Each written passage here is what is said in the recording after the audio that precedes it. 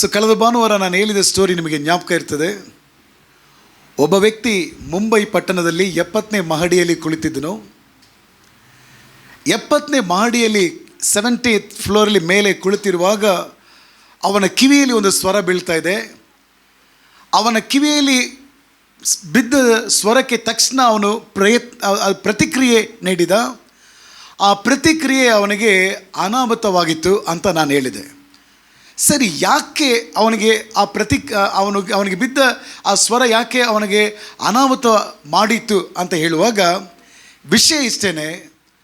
ಅವನ ಪಾಡಿಗೆ ಮಹಡಿ ಮೇಲೆ ಕುಳಿತಿರುವಾಗ ಅವನ ಕಿವಿಯಲ್ಲಿ ಒಂದು ಸ್ವರ ಬೀಳ್ತಾ ಇದೆ, ಏ ಸುರೇಶ, ನಿನ್ನ ಮಗನಿಗೆ ಆಕ್ಸಿಡೆಂಟ್ ಆಯ್ತಂತ. ತಕ್ಷಣ ಜಂಪ್ ಮಾಡಿಬಿಟ್ಟ. ಪಕ್ಕದಲ್ಲಿ ಶೇಖನ್ ಕೋಟೆಯಲ್ಲಿ ಯಾವುದನ್ನು ಪೂರ್ತಿ ಕೇಳದೆ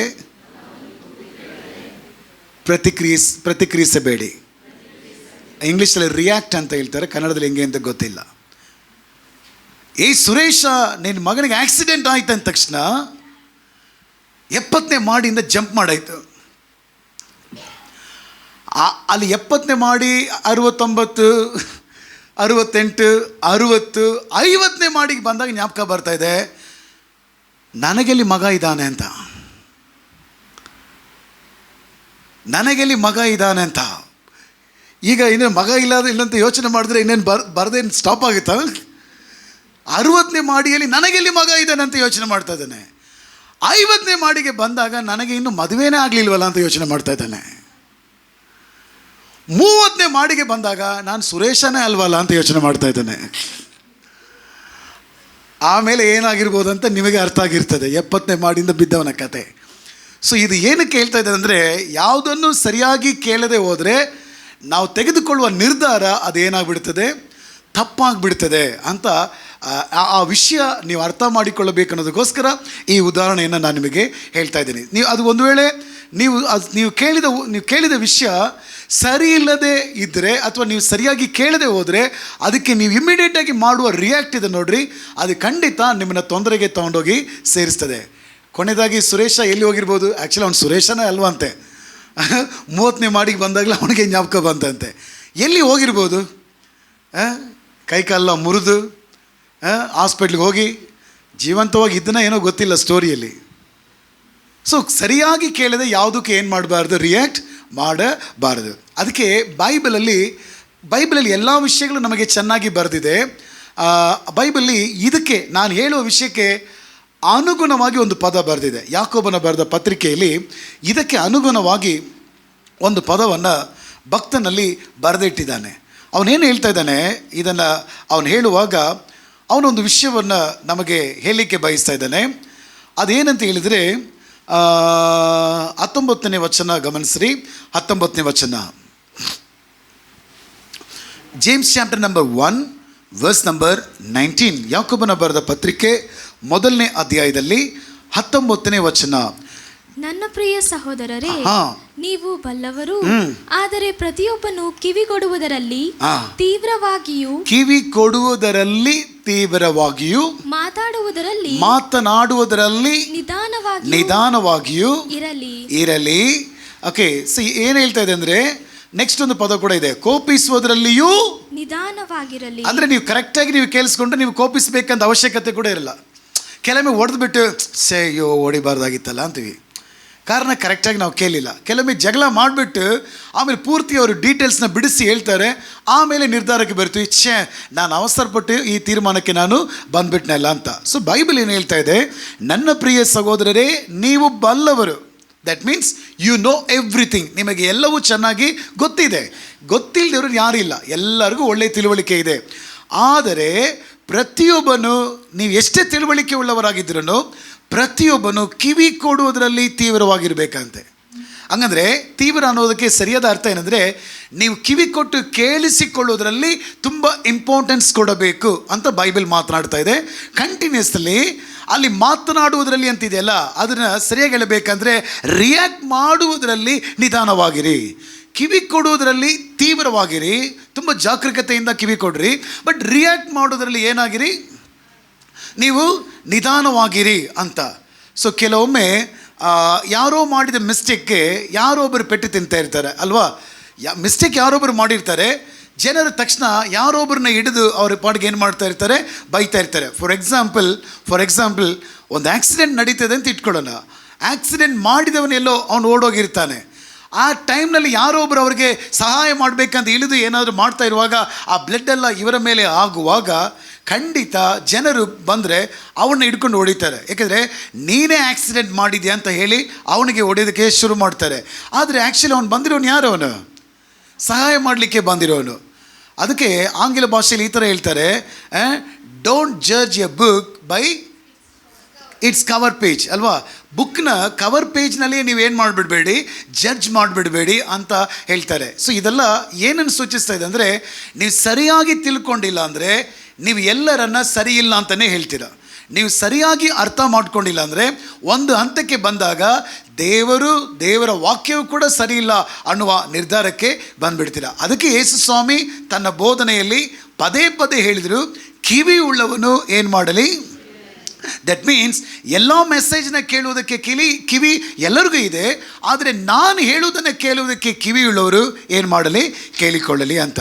ಹಾಗಾಗಿ ನಾನು ಹೇಳಿದ ಸ್ಟೋರಿಯನ್ನು ದಯವಿಟ್ಟು ಮರಿಬೇಡಿ. ಆ ಸ್ಟೋರಿಗೆ ಅನುಗುಣವಾಗಿರುವ ಈ ವಾಕ್ಯವನ್ನು ಮರಿಬೇಡಿ. ಈ ವಾಕ್ಯ ತಿಳಿಸುವ ವಿಷಯ ಇಷ್ಟೇ, ನೀವು ಕೇಳಿಸಿಕೊಳ್ಳಬೇಕು ಅನ್ನೋ ವಿಷಯದಲ್ಲಿ ತುಂಬ ತೀವ್ರತೆ ಉಳ್ಳವರಾಗಿರಿ.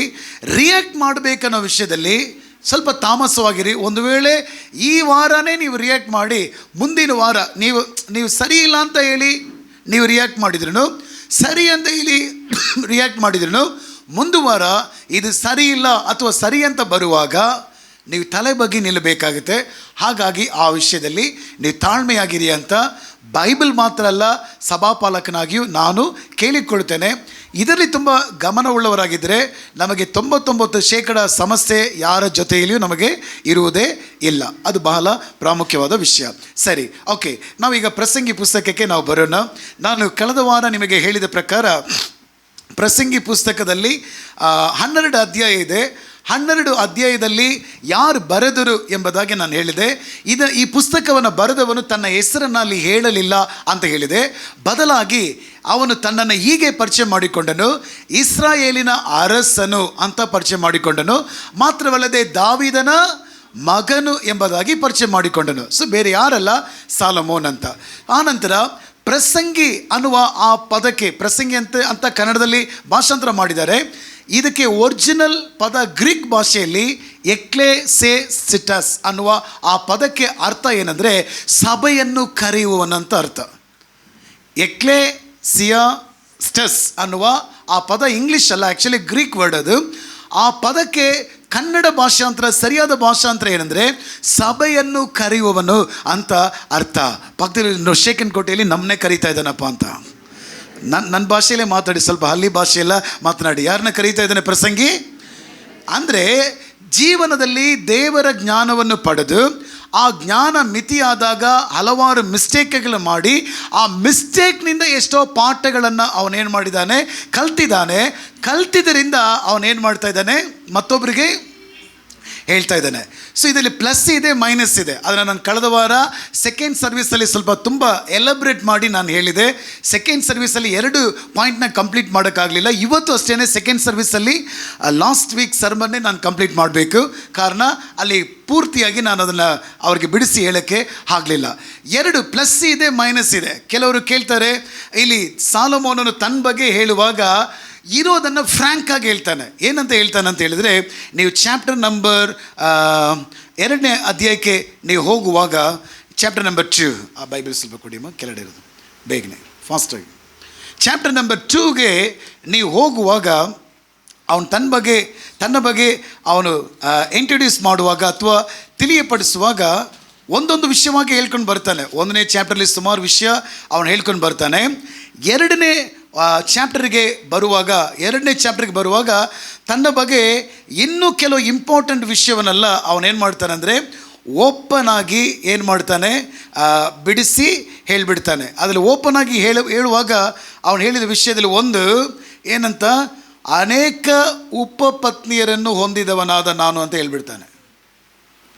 ಸ್ವಾಮಿ, verse number 8, chapter number 2 verse number 8ಅಲ್ಲಿ ಅವನು ತನ್ನ ಬಗ್ಗೆ ಹೇಳುವಾಗ ತುಂಬ ಹಣ ಸಂಪಾದಿಸಿದವನು, ತುಂಬ ಆಸ್ತಿಯನ್ನು ಸಂಪಾದಿಸಿದವನು ಅಂತ ಹೇಳಿ ಕನ್ಕ್ಲೂಷನ್ ಬರುವಾಗ ಅವನೇನು ಮಾಡ್ತಾನಂದರೆ, ಅಲ್ಲಿ ನೋಡ್ರಿ ಹೆಂಗಿದೆ, ಬೆಳ್ಳಿ ಬಂಗಾರಗಳನ್ನು, ಅರಸರ ನಜರನ್ನು, ದಿಗ್ದೇಶಗಳಿಂದ ಕಪ್ಪವನ್ನು ಸಂಗ್ರಹಿಸಿಕೊಂಡೇನು. ಅಂದರೆ ಏನು ಹೇಳ್ತಾ ಇದ್ದಾನೆ, ಎಲ್ಲ ದೇಶದಿಂದ ನಾನು ಆಸ್ತಿಯನ್ನು ಏನು ಮಾಡಿದೆನು, ಸಂಪಾದಿಸಿಕೊಂಡೇನು. ಗಾಯಕಿಯರನ್ನು, ಮನುಷ್ಯರಿಗೆ ಭೋಗ್ಯರಾದ ಅನೇಕ ಉಪಪತ್ನಿಯರನ್ನು ಸಂಪಾದಿಸಿಕೊಂಡೇನು. ಸೊ ಇದರಲ್ಲಿ ಏನು ಹೇಳ್ತಾ ಇದ್ದಾನೆ ಅಂದರೆ, ಟ್ರಾನ್ಸ್ಪರೆಂಟ್ ಆಗಿ ಹೇಳ್ತಾ ಇದ್ದಾನೆ. ಇವತ್ತು ಸಭೆ ಜನರ ಹತ್ರ ನಾನು ಕೇಳಿಕೊಳ್ಳುವ ಕಾರ್ಯ, ಬಿ ಟ್ರಾನ್ಸ್ಪರೆಂಟ್. ಪಕ್ಕದಲ್ಲಿ ಶೇಖಂಡ್ ಕೊಟ್ಟೇಲಿ, ಬಹಿರಂಗವಾಗಿರಿ. ಒಳಗೊಂದು ಹೊರಗೊಂದು ಬೇಡ. ನೀವು ಒಳಗೊಂದು ಹೊರಗೊಂದು ಇಟ್ಟರೆ, ಒಳಗೊಂದಿದೆಯಲ್ಲ ಅದು ಒಂದು ನಿಮ್ಮನ್ನ ಒಂದು ಇಲ್ಲದೆ ಮಾಡಿಬಿಡ್ತದೆ. ನಾನು ಜವಾಬ್ದಾರಿ ಅಲ್ಲ. ಎನಿಥಿಂಗ್ ಎಲ್ಸ್, ಒಳಗೊಂದು ಹೊರಗೊಂದು, ಇಟ್ ಈಸ್ ವೆರಿ ಡೇಂಜರ್. ನಿಮಗೇನಾದರೂ ಶೇರ್ ಮಾಡಬೇಕಾ, ನೆಕ್ಸ್ಟ್ ವೀಕಿಂದ ಅನೌನ್ಸ್ಮೆಂಟ್ಲಿ ಆ್ಯಡ್ ಮಾಡೋಣ ಅಂತಿದ್ದೀನಿ. ಏನಾದರೂ ಶೇರ್ ಮಾಡಬೇಕಾ, ಓಕೆ, ಆಫೀಸ್ಗೆ ಒಂದು ನಂಬರ್ ಕೊಟ್ಬಿಡ್ತೀವಿ, ಕಾಲ್ ಮಾಡಿರಿ. ನಾವು ಸಭಾಪಾಲಕರ ಜೊತೆಲಿ ಸ್ವಲ್ಪ ಟೈಮ್ ಸ್ಪೆಂಡ್ ಮಾಡಬೇಕು, ಕಲಿಯಬೇಕು. ಪ್ಲೀಸ್ ನೀವು ಧಾರಾಳವಾಗಿ ಕೇಳ್ರಿ. ನೀವು ಕೇಳಬಹುದು. ನೀವು ಆ ಥರ ಬಂದು ನಿಮಗೆ ಒಳಗೆ ಆಗಿರುವ ಗಾಯಗಳನ್ನು, ಹೊರಗಾಗಿರುವ ಗಾಯಗಳನ್ನು ಹಂಚ್ಕೊಳ್ಳಬಹುದು. ಹಂಚ್ಕೊಂಡ್ರೆ ಏನು ಪ್ರಾಬ್ಲಮ್ ಇದೆಯೋ ಸರಿಪಡಿಸಿ, ಅದಕ್ಕೆ ಏನು ಆಲೋಚನೆ ಇದೆಯೋ ಅದನ್ನು ಪಡೆದು, ಕೆಲವೊಮ್ಮೆ ಮಿಸ್ಅಂಡರ್ಸ್ಟ್ಯಾಂಡಿಂಗ್. ಸುರೇಶ ಕಥೆನೇ ಸುಮಾರು ಜನರ ಕತೆ. ಯಾರ ಕತೆ? ಇಲ್ಲಿ ಸುರೇಶನ ಇಲ್ವಾ? ಅಲ್ಲಿ ಇದ್ದಾರೆ, ಕಿಚನ್ ಇದ್ದಾರೆ. ಓಕೆ, ಒಳ್ಳೇದಾಯಿತು. ಸುಮಾರು ಜನರ ಕತೆ. ಯಾರ ಕತೆ? ಸುರೇಶರ ಕತೆ. ಪೂರ್ತಿಯಾಗಿ ಕೇಳಲ್ಲ, ರಿಯಾಕ್ಟ್ ಮಾಡ್ತಾರೆ, ಆಮೇಲೆ ಯೋಚನೆ ಮಾಡ್ತಾರೆ, ಛೇ ನಾನು ತಪ್ಪು ಮಾಡಿಬಿಟ್ನಲ್ಲ ಅಂತ. ಸೊ ಹಾಗಾಗಿ ನಾನು ನಿಮಗೆ ಹೇಳ್ತಾ ಇದ್ದೀನಿ, ದೇವರು ಮತ್ತು ದೇವ ಸೇವಕರು ನಿಮ್ಮ ಬಳಿಯಲ್ಲಿ ಬಯಸೋದೇನೆಂದರೆ, ಬಿ ಟ್ರಾನ್ಸ್ಪರೆಂಟ್. ಟ್ರಾನ್ಸ್ಪರೆಂಟ್ ಅಂದರೆ ಏನು ಗೊತ್ತಾ? ಒಂದು ಕನ್ನಡಿ ಪಾತ್ರೆ ಒಳಗೆ ಇರುವ ಪದಾರ್ಥ ಹೊರಗೆ ಬಹಿರಂಗವಾಗಿ ಹೆಂಗೆ ಕಾಣಿಸ್ಕೊಳ್ತದೋ, ನೀವು ಅದೇ ಥರ ನಿಮ್ಮ ಜೀವನವನ್ನು ಟ್ರಾನ್ಸ್ಪರೆಂಟ್ ಆಗಿ ಇಟ್ಕೊಳ್ಬೇಕು. ಕೆಲವರಿಗೆ ಬೇಸರ ಆಗ್ಬೋದು. ಕೆಲವು ವಿಷಯಗಳು ನಾನು ಕೂಡ ಟ್ರಾನ್ಸ್ಪರೆಂಟ್ ಆಗಿ ಮಾತಾಡೋದುಂಟು, ಬೇಸರ ಆಗ್ಬೋದು. ಆದರೆ ಅವರು ಆ ತಿಳುವಳಿಕೆಗೆ ಬರದೇ ಇರುವ ಕಾರಣ ಬೇಸರ ಆಗ್ತಾರೆ. ತಿಳುವಳಿಕೆಗೆ ಬಂದರೆ ಬಹಳ ಸಂತೋಷ ಪಡ್ತಾರೆ. ಹಾಗಾಗಿ ನೀವು ಈ ವಾಕ್ಯದ ಪ್ರಕಾರ ಸಾಲಮೋನನಿಂದ ನೀವು ಕಲಿಯಬೇಕಾದ ವಿಷಯ ಏನಂದರೆ, ಟ್ರಾನ್ಸ್ಪರೆಂಟ್ ಆಗಿರಿ. ಅವನ ಜ್ಞಾನ ಹೆಂಗಿದೆ ನೋಡಿ. ಏನೇನು ಸಂಪಾದನೆ ಮಾಡಿದ್ದಾನೆ ಅಂತ ಹೇಳುವಾಗ ಜೊತೆಯಲ್ಲಿ ಮಿಸ್ಟೇಕ್ ಮಾಡಿದ್ದನ್ನು ಕೂಡ ಅವನು ಏನು ಮಾಡ್ತಾ ಇದ್ದಾನೆ, ಹೇಳ್ತಾ ಇದ್ದಾನೆ. ಸೊ ಇದು ಭಾಳ ಪ್ರಾಮುಖ್ಯ. ಹಾಗಾಗಿ ಟ್ರಾನ್ಸ್ಪರೆಂಟ್ ಎಂದು ಹೇಳುವಾಗ ಕನ್ನಡದಲ್ಲಿ ಇನ್ನೊಂದು ಪದ ಹೇಳ್ತೀನಿ, ಮುಚ್ಚು ಮರೆ ಇಲ್ಲದೆ ಇರಿ. ಹೇಗಿರಿ? ಇನ್ನೊಂದು ಸಲ ಹೇಗಿರಿ? ನಾನು ಕಳೆದ ವಾರ ಒಂದು ಫ್ಯಾಮಿಲಿಗೆ ಕೌನ್ಸಿಲಿಂಗ್ ಮಾಡುವಾಗ ಅವರ ಪ್ಯಾರೆಂಟ್ಸ್ ಹೇಳ್ತಾ ಇದ್ರು, ಏನಿದ್ರೂ ಮನೆಗೆ ಬಂದು ಹಂಚ್ಕೊಳ್ತಾರೆ ಅಂತ. ಗುಡ್, ಮಕ್ಕಳಿಗೆ ಅದು ಒಳ್ಳೆ ಹ್ಯಾಬಿಟ್. ಹೊರಗಡೆ ಹೋಗುವಾಗ ಏನೇನು ಇನ್ಸಿಡೆಂಟ್ ನಡೀತಾ ಇದೆಯೋ, what ever it may be, ಎಲ್ಲವನ್ನು ಬಂದು ಪೋಷಕರ ಜೊತೆಯಲ್ಲಿ ಹಂಚ್ಕೊಳ್ಳೋದು ಒಳ್ಳೆಯ ಅಭ್ಯಾಸ. ಅದನ್ನು ನೀವು ಮುಚ್ಚಿಟ್ರೆ ಅದು ನಿಮಗೆ ಒಳ್ಳೆಯದಲ್ಲ. ಹಂಗಾಗಿ ಮಕ್ಕಳು ಪೋಷಕರ ಜೊತೆಯಲ್ಲಿ ಟ್ರಾನ್ಸ್ಪರೆಂಟ್ ಆಗಿ ನಡೆದುಕೊಳ್ಳಿ. ಸಭೆ ಜನರು ಅಷ್ಟೇ, ದೇವರಿಗೂ ದೇವರ ಸೇವಕರಿಗೂ ಟ್ರಾನ್ಸ್ಪರೆಂಟ್ ಆಗಿ ನಡೆದುಕೊಳ್ಳಿ. ಈ ಒಂದು ನಿಮ್ಮ ಮಿಸ್ಟೇಕ್ ಮಾಡಿದ್ರು, ಸಾಲೋಮೋನ್ ಹೆಂಗೆ ಹೇಳ್ತಾನೆ, ಮಿಸ್ಟೇಕ್ನ ಕೂಡ ಟ್ರಾನ್ಸ್ಪರೆಂಟ್ ಆಗಿ ಹೇಳ್ತಾ ಇದ್ದಾನೆ. ಕೆಲವರು ಇದನ್ನು ತಪ್ಪಾಗಿ ತಿಳಿದುಕೊಳ್ಳುಂಟು. Oh, mister wise man in the Bible, he got a many wife. ಸತ್ಯವೇದದಲ್ಲಿ ತುಂಬ ಜ್ಞಾನಿಯಾಗಿರುವವನಿಗೆ ಅನೇಕ ಪತ್ನಿ ಇದ್ದರು, ಹಾಗಾಗಿ ನಾವು ಅನೇಕ ಮದುವೆಗಳನ್ನು ಮಾಡಬಹುದು. That is completely wrong. Bible ನಮಗೆ ಅದಕ್ಕೆ ಅನುಮತಿ ಕೊಡ್ತಾ ಇಲ್ಲ. ಬೈಬಲ್ ನಮಗೆ ಕೊಡುವ ಅನುಮತಿ ಏನಂದರೆ, ನೀವು ಮದುವೆ ಆಗಬೇಕು ಒಂದು ಸಲ, ಕಾನೂನುಬದ್ಧವಾಗಿ ನಿಮ್ಮ ಮದುವೆ ವಿವಾಹ ವಿಚ್ಛೇದನ ಆಗಿದ್ದರೆ, ಅಥವಾ ನೀವು ಮದುವೆ ಆಗಿರುವವರು ಅವರು ನಿಮ್ಮ ಯಜಮಾನರು ಅಥವಾ ನಿಮ್ಮ ಧರ್ಮಪತ್ನಿಯೋ ಅವರು ತೀರ್ಕೊಂಡ್ರೆ ನಿಮಗೆ ರೈಟ್ಸ್ ಇದೆ ಮತ್ತೊಂದು ಮದುವೆ ಆಗೋದಕ್ಕೆ. Listen carefully. ಒಂದು, ಕಾನೂನುಬದ್ಧವಾಗಿ ವಿವಾಹ ವಿಚ್ಛೇದನ ಆಗಿದ್ದರೆ, ಇಲ್ಲದಿರುವಲ್ಲಿ ನಿಮ್ಮ ಯಜಮಾನರು ಅಥವಾ ನಿಮ್ಮ ಧರ್ಮಪತ್ನಿಯೋ ತೀರ್ಕೊಂಡಿದ್ದರೆ ನೀವು ಮತ್ತೊಂದು ಮದುವೆ ಆಗೋದಕ್ಕೆ ಬೈಬಲ್ ನಿಮಗೆ ಪರ್ಮಿಷನ್ ಕೊಡ್ತಾ ಇದೆ. ಅದಕ್ಕೆ ನಿಯಮವೂ ಕೂಡ ಇದೆ. ಎಲ್ಲವೂ ಸರ್ಕಾರದ ಕಾನೂನುಬದ್ಧವಾಗಿ ಇರಬೇಕು. ಇದು ಇಲ್ಲ ಅಂದರೆ ಬೈಬಲ್ ನಿಮಗೆ ಅನುಮತಿ ಕೊಡ್ತಾ ಇಲ್ಲ, ಕಾನೂನು ಕೂಡ ನಿಮಗೆ ಅನುಮತಿ ಕೊಡ್ತಾ ಇಲ್ಲ. ಎಸ್ಪೆಷಲಿ ಸೇವೆ ಅಂತ ಬರುವಾಗ ಬೈಬಲ್ ಸ್ಕೂಲ್ ಸ್ಟೂಡೆಂಟ್ಸ್ಗೆ ಗೊತ್ತುಂಟು, ತಿಮೋತಿ ಟ್ರೈನಿಂಗ್ಲಿರೋರಿಗೆ ಗೊತ್ತುಂಟು, ಪಾಸ್ಟ್ರಲ್ ಎಪಿಸಲ್ಸ್ ಅಂತ ಹೇಳಿ ತಿಮೋತಿಯನ ಪುಸ್ತಕವನ್ನು ಹೇಳೋದುಂಟು. ಅದರಲ್ಲಿ 3ನೇ ಅಧ್ಯಾಯದಲ್ಲಿ 3ನೇ ವಚನ ಏನು ಹೇಳ್ತಾ ಇದೆ? 3ನೇ ಅಧ್ಯಾಯದಲ್ಲಿ 3ನೇ ವಚನ, first Timothy chapter number 3, 1 Timothy 3ನೇ ಅಧ್ಯಾಯ, ಅದರಲ್ಲಿ 2ನೇ ವಚನ, 1ನೇ ವಚನ 2ನೇ ವಚನ ಓದೋಣ. ಎಲ್ಲ ಓದೋಕ್ಕೆ ಟೈಮ್ ಇಲ್ಲ. ಮೊದಲೇ 2. ಸಭಾಧ್ಯಕ್ಷನ ಉದ್ಯೋಗವನ್ನು ಇರುವವನು ಒಳ್ಳೆ ಕೆಲಸವನ್ನು ಅಪೇಕ್ಷಿಸುವವನಾಗಿದ್ದಾನೆಂಬ ಮಾತು. ಇಲ್ಲಿ ಯಾರಾದರೂ ಸಭೆ ಸ್ಥಾಪನೆ ಮಾಡೋದಕ್ಕೆ ಆಸಕ್ತಿ ಇದ್ದರೆ, I am as A pastor ಆಗಿ ನಾನು ನಿಮಗೆ ಎನ್ಕರೇಜ್ ಮಾಡ್ತೇನೆ. ನಿಮ್ಮ ಜೊತೆಯಲ್ಲಿ ಸೇರಿ ದುಡಿಲಿಕ್ಕೆ ನಾನು ರೆಡಿ ಇದ್ದೇನೆ. ಕಾರಣ ನೀವು ಸಭಾಪಾಲಕರಾಗಿ ಸಭೆ ಸ್ಥಾಪನೆ ಮಾಡಿ 100 ಜನರನ್ನ ದೇವರ ಬಳಿಗೆ ನಡೆಸಬೇಕಂತ ಬಯಕೆ ನಿಮಗಿರುವುದಾದರೆ, ಬೈಬಲ್ ಹೇಳ್ತಾ ಇದೆ ನೀವು ಮಾಡುವ ಕೆಲಸ ಯಾವ ಕೆಲಸ? ಜೋರಾಗಿ ಹೇಳೋಣವೇ? ಒಳ್ಳೆ ಕೆಲಸ. ನೀವು ಯಾಕೆ ಕೆಟ್ಟ ಕೆಲಸ ಮಾಡ್ತಾ ಇದ್ರೆ ಬೆಳಗ್ಗೆ ನಿಶ್ಶಬ್ದವಾಗಿದ್ದು? ನಾನು ನನ್ನ ಮಿಸ್ಸಸ್ಗೆ ಒಂದು ಟ್ರೈನಿಂಗ್ಗೆ ಕರ್ಕೊಂಡು ಹೋಗ್ತಾ ಇದ್ದೀನಿ. ಅವರ ಸಂಗಡ ನಾನು ವಿಷನ್ನ ಶೇರ್ ಮಾಡ್ತಾ ಇದ್ದೀನಿ. ನಾನೊಂದು ಚರ್ಚ್ಗೆ ಪಾಸ್ಟ್ ಆಗಿದ್ದರೂ ನೀನು ಸುಮ್ಮನೆ ಇದ್ಬಿಡಬೇಡ. ನೀನು ಸಹ ಈ ಪಟ್ಟಣದಲ್ಲಿ ನಿನಗೆ ಒಂದು ವೇಳೆ ಎಜುಕೇಟೆಡ್ ಮಧ್ಯದಲ್ಲಿ ಸೇವೆ ಮಾಡಬೇಕಂದ್ರೆ ಓಕೆ, ಸ್ಟಾರ್ಟ್ ಮಾಡ್ಬೋದು. ಒಂದು ಚರ್ಚ್ನ ಪ್ಲ್ಯಾಂಟ್ ಮಾಡು ಎಂಬುದಾಗಿ ಅವರಿಗೆ ನಾನು ಬುದ್ಧಿವಾದ ಹೇಳ್ತಾ ಬರ್ತಾ ಇದ್ದೀನಿ. ಅದಕ್ಕೋಸ್ಕರನೇ ಟ್ರೈನಿಂಗ್ಗೆ ನಾನು ಜೊತೆಯಲ್ಲಿ ಕರ್ಕೊಂಡು ಹೋಗ್ತಾ ಇದ್ದೀನಿ. ಅವ್ರಿಗೆ ನಾನು ಹೇಳ್ತಾ ಇದ್ದೀನಿ, ಸಾಧ್ಯವಾದರೆ ಒಂದು ಇಂಗ್ಲೀಷ್ ಚರ್ಚ್ನ ಸ್ಟಾರ್ಟ್ ಮಾಡು ಅಂತ ಹೇಳ್ತಾ ಇದ್ದೀನಿ. ಅಂಥ ಜನರ ನಡುವೆ ಸೇವೆ ಮಾಡೋದಕ್ಕೊಬ್ರು ಇಲ್ಲ ಇಲ್ಲಿ, ಪ್ಲೀಸ್ ಅದನ್ನು ನೀವು ಮಾಡು ಅಂತ. ಆಲ್ರೆಡಿ ಆ ಟ್ರೈನಿಂಗಲ್ಲಿ 2nd ಪಾಸ್ ಕಂಪ್ಲೀಟ್ ಆಗಿದೆ, ಇನ್ನೊಂದು ಪಾಸ್ ಇದೆ, ಅದು ಹೋಗಬೇಕು. ಬಂದ ನಂತರ ಅವ್ರಿಗೆ ಅದನ್ನು ನಾನು ಹೇಳ್ತಾ ಇದ್ದೀನಿ. ಇನ್ನು ಯಾರಾದರೂ ನೆಕ್ಸ್ಟ್ ವೀಕ್ ಮೀಟಿಂಗ್ ಇಲ್ಲದನ್ನು ನಾನು ಶೇರ್ ಮಾಡಲಿಕ್ಕಿದ್ದೇನೆ. ಎಲ್ಲೆಲ್ಲ ಸಭೆಗಳ ಅವಶ್ಯಕತೆ ಇದೆಯೋ ಅಲ್ಲೆಲ್ಲ ಸಭೆಗಳು ಸ್ಥಾಪನೆ ಮಾಡ್ಬೋದು. ಯಾರು ಬೇಕಾದರೂ ಮಾಡ್ಬೋದು. ಮುಖ್ಯವಾದ ವಿಷಯ, ಯಾರು ಬೇಕಾದರೂ ಮಾಡ್ಬೋದು. ನೀವು ಸಭೆಯಲ್ಲಿ ಒಳ್ಳೆ ಶಿಷ್ಯರಾಗಿ ಬೆಳೆದು ಒಂದು ಟ್ರಾನ್ಸ್ಪರೆಂಟ್ ಹೃದಯ ಉಳ್ಳವರಾಗಿ ನೀವು ಬೆಳೆದು ಈ ಥರ ದರ್ಶನ ಉಳ್ಳವರಾಗಿದ್ದರೆ ಯು ಕ್ಯಾನ್ ಸ್ಟಾರ್ಟ್, ನೀವು ಮಾಡಬಹುದು. ನೀವು ಈ ಸಭೆಯಲ್ಲೇ ಇದ್ದುಕೊಂಡು ಇನ್ನೊಂದು ಸಭೆಯನ್ನು ನೀವೇನು ಮಾಡ್ಬೋದು? ಎಸ್ಟಾಬ್ಲಿಷ್ ಮಾಡ್ಬೋದು. ಈ ಸಭೆ ನಿಮ್ಮ ಜೊತೆ ನಿಂತ್ಕೊಳ್ತದೆ. ಆ ಥರ ಸಭೆಯ ಸೇವೆಯನ್ನು ಮಾಡಲಿಕ್ಕಿರುವವರಿಗೆ ಬೈಬಲ್ ಹೇಳ್ತಾ ಇದೆ, ಸಭಾಧ್ಯಕ್ಷನ ಉದ್ಯೋಗವನ್ನು ಪಡೆದುಕೊಳ್ಳಬೇಕಂತಿರುವವನು ಯಾವ ಕೆಲಸವನ್ನು ಅಪೇಕ್ಷಿಸ್ತಾ ಇದ್ದಾನೆ? ಒಳ್ಳೆಯ ಕೆಲಸವನ್ನು ಅಪೇಕ್ಷಿಸುತ್ತಾ ಇದ್ದಾನೆ ಎಂಬ ಮಾತು ನಂಬತಕ್ಕದ್ದಾಗಿದೆ. ಅದು ಒಳ್ಳೆಯ ಕೆಲಸ. ಆ್ಯಕ್ಚುಲಿ ಆ ಕೆಲಸ ಅವ್ರು ಮಾಡುವ ಕೆಲಸ ಒಳ್ಳೆಯದಲ್ಲ, ಆದರೆ ಕೆಲಸ ಅಷ್ಟು ಒಳ್ಳೆಯದಲ್ಲ. ಆ್ಯಕ್ಚುಲಿ ನಾನು ಇದೀನಲ್ಲ ಇಷ್ಟು ವರ್ಷ ಸಭಾಪಾಲಕನಾಗಿ, ಬರೋರೋಗರೆಲ್ಲ ಬೈತಾರೆ, ಅದಕ್ಕೆಲ್ಲ ರೆಡಿ ಇರಬೇಕು. ನೆನ್ನೆ ರಾತ್ರಿ ಒಬ್ಬರು ಬ್ರದರ್ ಹತ್ರ ಹೇಳ್ತಾ ಇದೆ, ನಮ್ಮ ಚರ್ಮ ಎಮ್ಮೆ ಚರ್ಮಗಿಂತ ಮೋಸ ಆಗಿಬಿಡ್ಬೇಕು. ಎಷ್ಟು ಹೊಡೆದ್ರೂ ನೋಯ್ಬಾರ್ದು, ಎಷ್ಟು ಬೈದರೂ ನಮಗೇನು ಅನಿಸ್ಬಾರ್ದು. ಆ ಥರ ಆದ್ರೇ ಈ ಸೇವೆಯಲ್ಲಿ ತಪ್ಪಿಸ್ಕೊಳ್ಳೋಕ್ಕಾಗುತ್ತೆ. ನಮ್ಮಿಂದ ಎಲ್ಲರೂ ಪ್ರಯೋಜನ ಪಡೀತಾರೆ, ಪ್ರಯೋಜನ ಪಡೆದ ಮೇಲೆ ನಮ್ಮನ್ನೇ ಶಿಲ್ಬೇಕಾಗ್ತಾರೆ. ಅದಕ್ಕೂ ರೆಡಿ ಇರಬೇಕಂತ ನಾನು ಹೇಳಿದೆ. ಸೊ ಇದೆಲ್ಲ ನಡೆಯುತ್ತದೆ. ಹಾಗಾದರೆ ಇದು ಒಳ್ಳೆ ಕೆಲಸ. ಆದರೆ ನೀವು ಮಾಡುವಾಗ ಕೆಲವೊಮ್ಮೆ ನಿರುತ್ಸಾಹ ಆಗೋದಕ್ಕೆ ಚಾನ್ಸಸ್ ಇದೆ. ಆದರೂ ನಿರುತ್ಸಾಹ ಆಗಬಾರ್ದು, ಮಾಡ್ಕೊಂಡು ಹೋಗಬೇಕು. ಆದರೆ ಈ ಥರ ಸೇವೆಯನ್ನು ಮಾಡೋರು ಏನು ಮಾಡಬೇಕಂತೆ? ಅವರಿಗೆ ಮೊದಲನೇ ರೂಲ್ಸ್ ಏನು? Verse number 2. ಸಭಾಧ್ಯಕ್ಷನು ದೋಷಾರೋಪಣೆ ಇಲ್ಲದವನು, ಏಕಪತ್ನಿ ಉಳ್ಳವನು. ಆಮೇಲೆ ಸುಮಾರು ಕ್ವಾಲಿಫಿಕೇಶನ್ ಹೇಳ್ತಾ ಇದೆ. ಮದ್ಯಾಸಕ್ತಿ ಇಲ್ಲದವನು, ಇನ್ನು ಸಭಾ ಸೇವೆಯನ್ನು ಮಾಡುವವನಿಗೆ ಏನೆಲ್ಲ ಅರ್ಹತೆಗಳಿರಬೇಕಂತ ಈ ವಾಕ್ಯದ ಭಾಗ ತಿಳಿಸ್ತಾ ಇದೆ. ಅದರಲ್ಲಿ ಮೊದಲನೇದಾಗೇನು? ದೋಷಾರೋಪಣೆ ಇಲ್ಲದವನು, ಏಕಪತ್ನಿ ಉಳ್ಳವನು. ಇದುವೇ ಮೊದಲನೇ ಕ್ವಾಲಿಫಿಕೇಶನ್.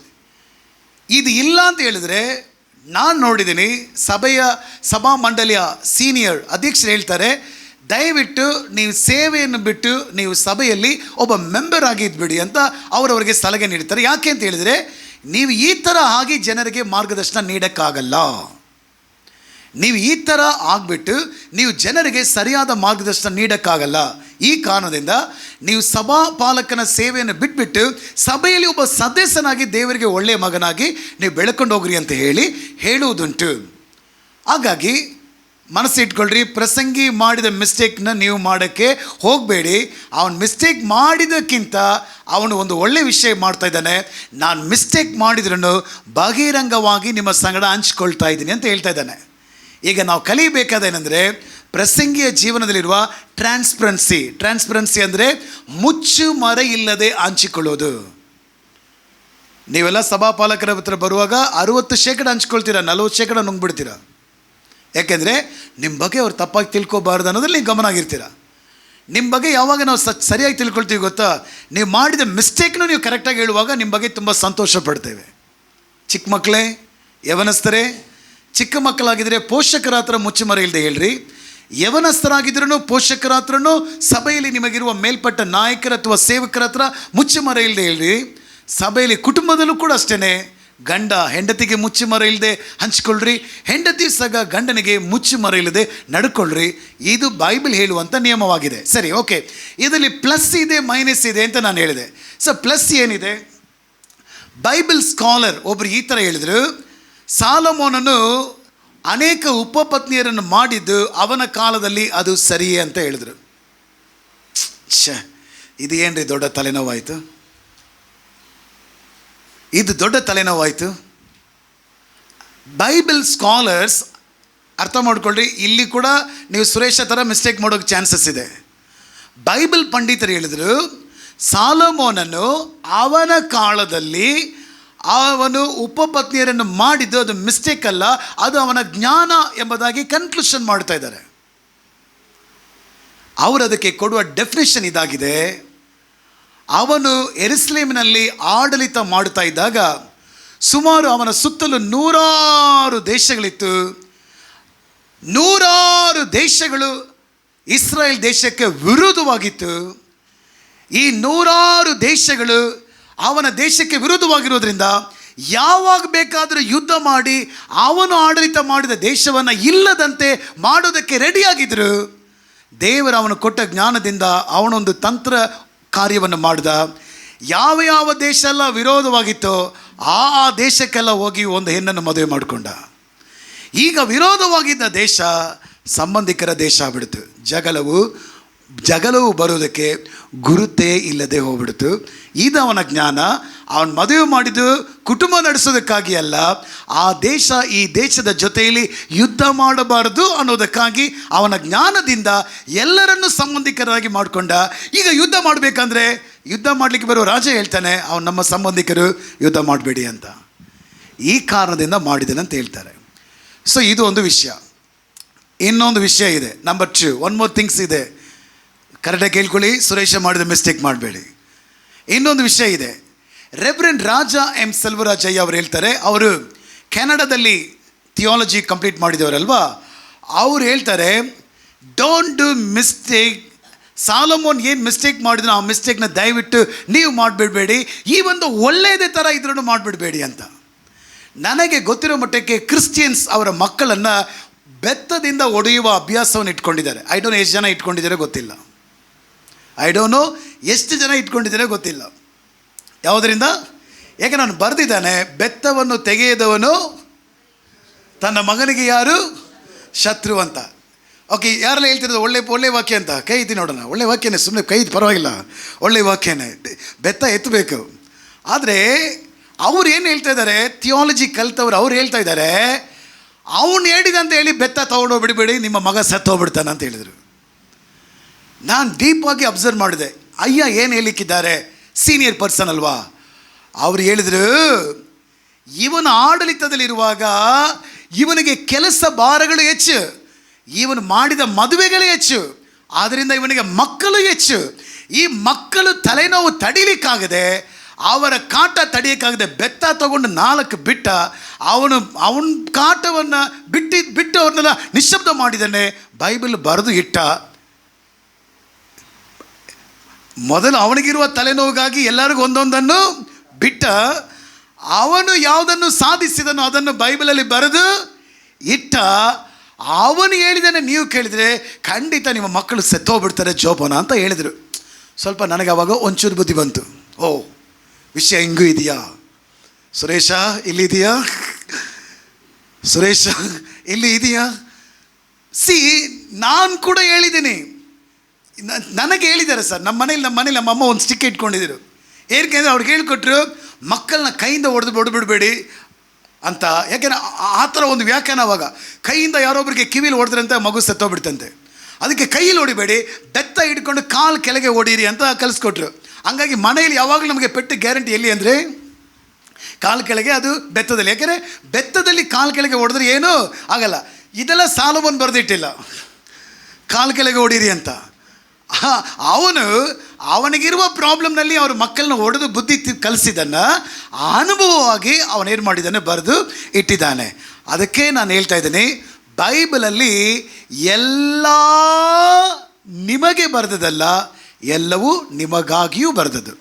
ಇದರಲ್ಲಿ ತುಂಬ ಕ್ಲಿಯರ್ ಆಗಿರಬೇಕು. ಎಲ್ಲ ನಿಮಗೆ ಬರೆದದಂದರೆ ಇದನ್ನ ಹಿಂಗೆ ತಗೊಂಡ್ರೆ, ಬೆತ್ತ ತೆಗೆಯುವನು ತನ್ನ ಮಗನಿಗೆ ಶತ್ರು ಅಂತ ಹೇಳಿದ್ರೆ, ನೀವು ಒಳ್ಳೆ ಬೆತ್ತ ತೊಗೊಂಡು ಇವತ್ತು ಮನೆಗೆ ಹೋಗಿ 4 ಬಿಟ್ಟರೆ ಏನಾಗುತ್ತೆ?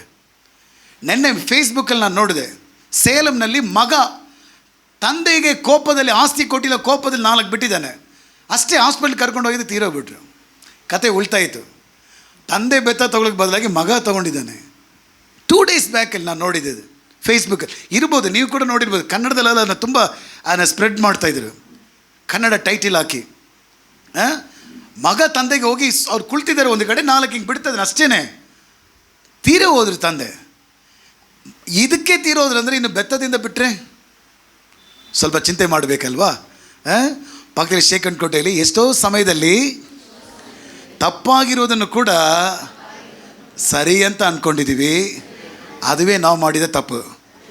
ಸುರೇಶ ಥರ ಸುರೇಶ ಮರ್ತು ಬಿಡಬೇಡಿ. ಓಕೆ, ಸರಿ. ಈಗ ಒಬ್ಬರು ಅವನಿಗಿದ್ದ ಜ್ಞಾನದಿಂದ ಅವನು ಎಲ್ಲ ರಾಜ್ಯಗಳನ್ನು ತನಗೆ ಮಿತ್ರರನ್ನಾಗಿ ಮಾಡಬೇಕು ಅನ್ನೋದಕ್ಕೋಸ್ಕರ ಎಲ್ಲ ರಾಜ್ಯದಲ್ಲಿ ಮದುವೆ ಮಾಡಿದಂಥ ಒಬ್ಬರು ಆ ಡೆಫಿನೇಷನ್ ಕೊಡ್ತಾ ಇದ್ದಾರೆ. ಅದು ಅವನ ಜ್ಞಾನ ಅಂತ ಹೇಳ್ತಾ ಇದ್ದಾರೆ. ಇನ್ನೊಂದು ಕಡೆ ಅವನು ಬರೆದ ಜ್ಞಾನೋಕ್ತಿಯಲ್ಲಿ ಅವನು ಬರೆದಿದ್ದೆಲ್ಲ ಒಳ್ಳೆ ವಯಸ್ಸಾಗಿದೆ, ಆದರೆ ಎಲ್ಲವನ್ನು ನಾವು ಏನು ಮಾಡೋಕ್ಕಾಗಲ್ಲ, ಪಾಲಿಸ್ಲಿಕ್ಕಾಗಲ್ಲ. ಕೆಲವೊಂದು ಅವನ ಜೀವನದ ಒತ್ತಡಗಳಿಂದಲೂ ಅವನು ಕಲ್ತಿದ್ದನ್ನು ಅವನು ಏನು ಮಾಡಿದ್ದಾನೆ, ಬರೆದಿದ್ದಾನೆ ಎಂಬುದಾಗಿ ಅವರು ಹೇಳೋದುಂಟು. ಸೊ ಹಾಗಾಗಿ ಈ ವಿಷಯದಲ್ಲಿ ಕೇರ್ಫುಲ್ಲಾಗಿ ನಾವು ಇರೋಣ. ಓಕೆ, ಈಗ ಒಂದು ಮಟ್ಟಕ್ಕೆ ನಿಮಗೆ ಕ್ಲಿಯರ್. ಓಕೆ, ಎಕ್ಲೇಸಿಯಾಸ್ಟಸ್ ಅಂತ ಹೇಳಿದ್ರೆ ಅದರ ಅರ್ಥ ಏನು? ಸಭೆಯನ್ನು, ಅಂದರೆ ಏನೋ ಹೇಳ್ತಾ ಇದ್ದಾನೆ, ಅದನ್ನು ಕೇಳುವುದಕ್ಕಾಗಿ ಸಭೆಯನ್ನು ಏನು ಮಾಡ್ತಾ ಇದ್ದಾನೆ, ಕರೀತಾ ಇದ್ದಾನೆ. ಇದನ್ನು ಬರೆದಿದ್ದು ಯಾರು? ಸಲಮೋನ್. ಅವನ ಹೆಸರು ಪ್ರಸಂಗಿಯಲ್ಲಿ ಇದೆಯಾ? ಇಲ್ಲ. ದಾವೀದನ ಮಗ ಅಂತ 1ನೇ ವಚನದಲ್ಲಿಯೂ, ಯೆರೂಸಲೇಮಿಗೆ ಅರಸ ಎಂಬುದಾಗಿಯೂ 1ನೇ 2ನೇ ವಚನದಲ್ಲಿಯೂ ಅವನು ತನ್ನನ್ನು ಪರಿಚಯ ಮಾಡ್ಕೊಳ್ತಾ ಇದ್ದಾನೆ. ಆಮೇಲೆ ತನ್ನ ಕಾಲದಲ್ಲಿ ಹೆಚ್ಚು ಜ್ಞಾನ ಹೊಂದಿದವನು, ಇದೆಲ್ಲ ಅವನ ಬಗ್ಗೆ ಹೇಳ್ತಾ ಇದ್ದಾನೆ, ಈ ಸ್ಟೋರಿ. ಓಕೆ, ಈಗ ಫಸ್ಟ್ ಚಾಪ್ಟ್ರಲ್ಲಿ ನಮಗೇನು ಮೆಸೇಜ್ ಇದೆ? ಈಗ ವಿಷಯಕ್ಕೆ ಬರೋಣ. 1ನೇ ಅಧ್ಯಾಯದಲ್ಲಿ ನಮಗೇನು ಮೆಸೇಜ್ ಇದೆ? ಓಕೆ, ಸೊ ಇವತ್ತು 1ನೇ ಚಾಪ್ಟ್ರಿಗೆ ನಾನು ಈ ಥರ ಒಂದು ಟಾಪಿಕ್ ಕೊಟ್ಟಿದ್ದೀನಿ. ಸ್ಕ್ರೀನಲ್ಲಿ ಬಂದರೆ ನೀವು ನೋಡಿ ತಿಳ್ಕೊಳ್ಳುವಂತೆ ನಾನು ಕೇಳಿಕೊಳ್ತೇನೆ. ಟಾಪಿಕ್ ಹೀಗಿದೆ, ಅದೇನೆಂದರೆ life is when apart from god. ಅದುವೇ 1ನೇ ಚಾಪ್ಟರ್ಗೆ ಶಿರೋನಾಮ. ದೇವರನ್ನು ಹೊರತಾಗಿ ಜೀವನವು ವ್ಯರ್ಥವಾಗಿದೆ. 1ನೇ ಚಾಪ್ಟರ್ನಲ್ಲಿಯೇ ಅವನು ನಮಗೆ ಕಲಿಸ್ಕೊಡೋ ಮೆಸೇಜ್ ಇದಾಗಿದೆ. ದೇವರನ್ನು ಹೊರತಾಗಿ ಈ ಜೀವನ ಎಂಥದಮ್ಮ? ವ್ಯರ್ಥ. ಸರ್, ಈ 1ನೇ ಚಾಪ್ಟರ್ನಲ್ಲಿ ನೀವು ಕಣ್ಬಿಟ್ಟು ನೋಡಿದ್ರೆ ಈ ವಿಷಯವನ್ನು ನೀವು ನೋಡಬಹುದು. ಸರ್, ಇದರಲ್ಲಿ ಏನು ಹೇಳ್ತಾ ಇದ್ದಾನೆ? ನಾನೊಂದು 7 ವಿಷಯವನ್ನು ಪತ್ತೆ ಮಾಡಿದ್ದೇನೆ.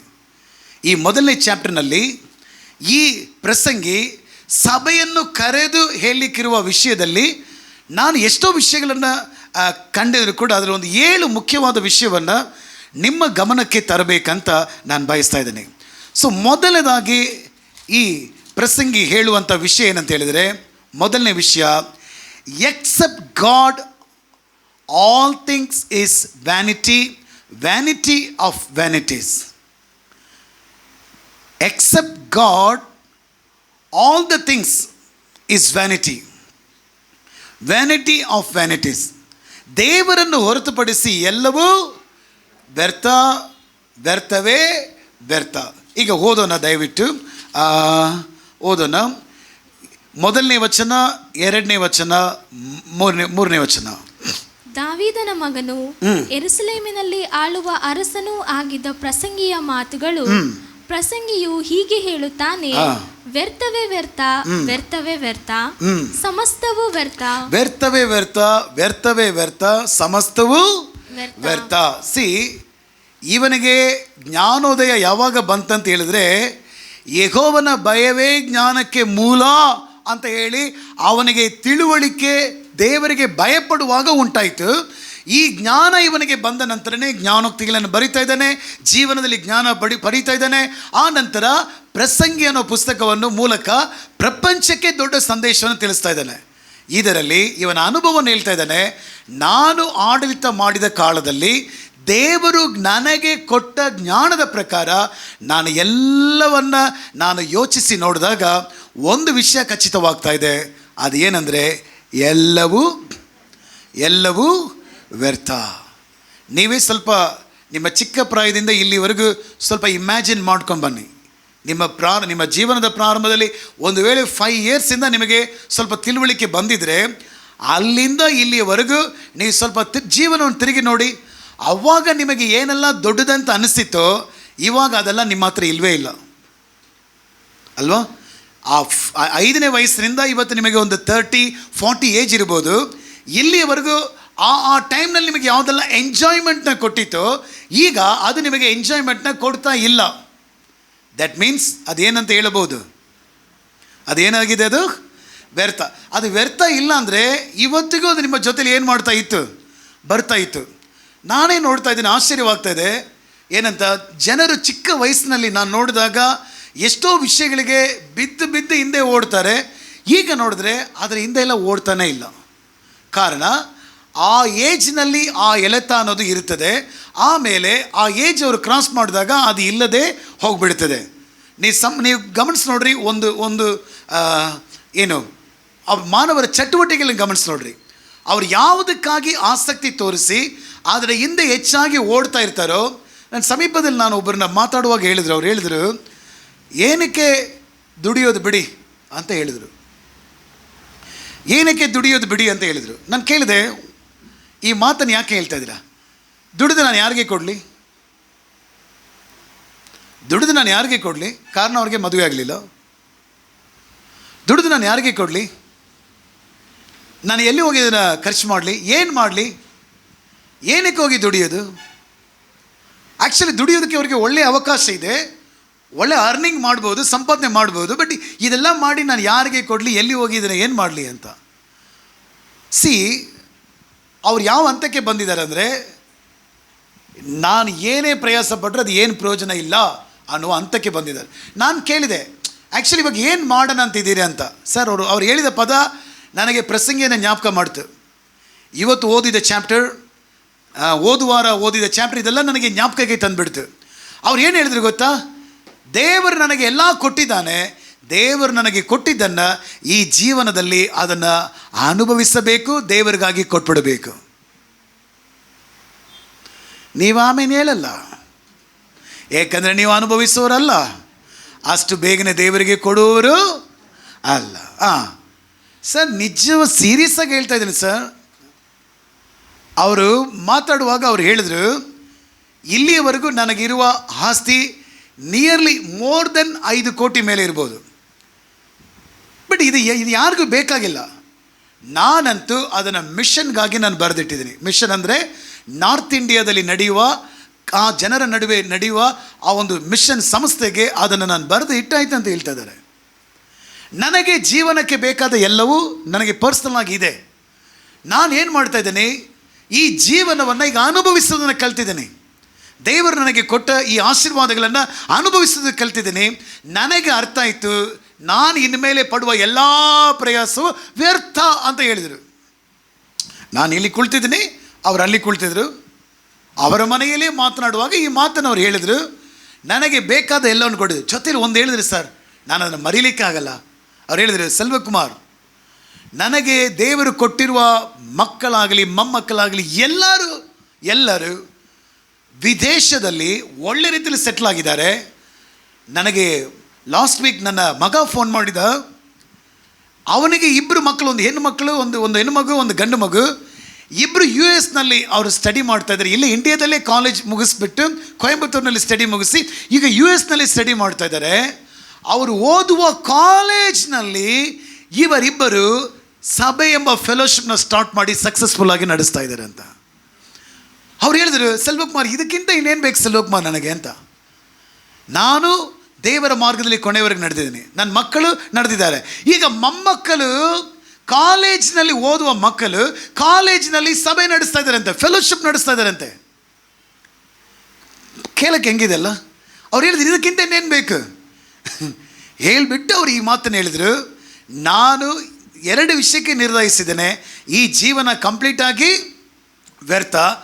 ಇರುವುದನ್ನು ನಾನು ಸಂತೋಷಕರವಾಗಿ ಅನುಭವಿಸಿ ಇನ್ನು ಉಳಿದದನ್ನು ಕರ್ತನ ಸೇವೆಗಾಗಿ ಕೊಟ್ಬಿಟ್ಟು ನೆಮ್ಮದಿಯಾಗಿ ದೇವರು ಕರೆಯುವಾಗ ಹೋಗೋಣ ಅಂತಿದ್ದೀನಿ. ನಾನು ಸುಮ್ಮನೆ ಕೇಳಿದೆ, uncle what is your age now, uncle what is your age now ಅಂತ ನಾನು ಅವ್ರಿಗೆ ಕೇಳಿದೆ. ನಾನು ನಂಬೇಕಾಗಲಿಲ್ಲ. ಅವ್ರು ಹೇಳಿದರು 92. ಇವತ್ತು ಅವರು 2 ಸೇವೆಯನ್ನು ಮಾಡ್ತಾಯಿದ್ದಾರೆ 92 ವಯಸ್ಸಲ್ಲಿ. ನಾನು ಚಾಲೆಂಜ್ ಮಾಡ್ತೀನಿ ನಿಮ್ಮನ್ನು. 92 ವಯಸ್ಸಿನಲ್ಲಿ ಸಂಜೆ ಆದರೆ ವಾಕಿಂಗ್ ಮಾಡ್ಕೊಂಡು ಹೋಗಿ ಅವ್ರ ಏರಿಯಾದಲ್ಲಿ ಒಂದು ಪ್ರೇಯರ್ ಫೆಲೋಶಿಪ್ನ ಸ್ಟಾರ್ಟ್ ಮಾಡಿದೆ, ಕಾಟೇಜ್ ಪ್ರೇಯರ್ ಮೀಟಿಂಗ್ ಅಂತ. ಅವರೇ ಹೋಗಿ ನಡೆಸ್ಕೊಂಡು ಬರ್ತಾ ಇದ್ದಾರೆ.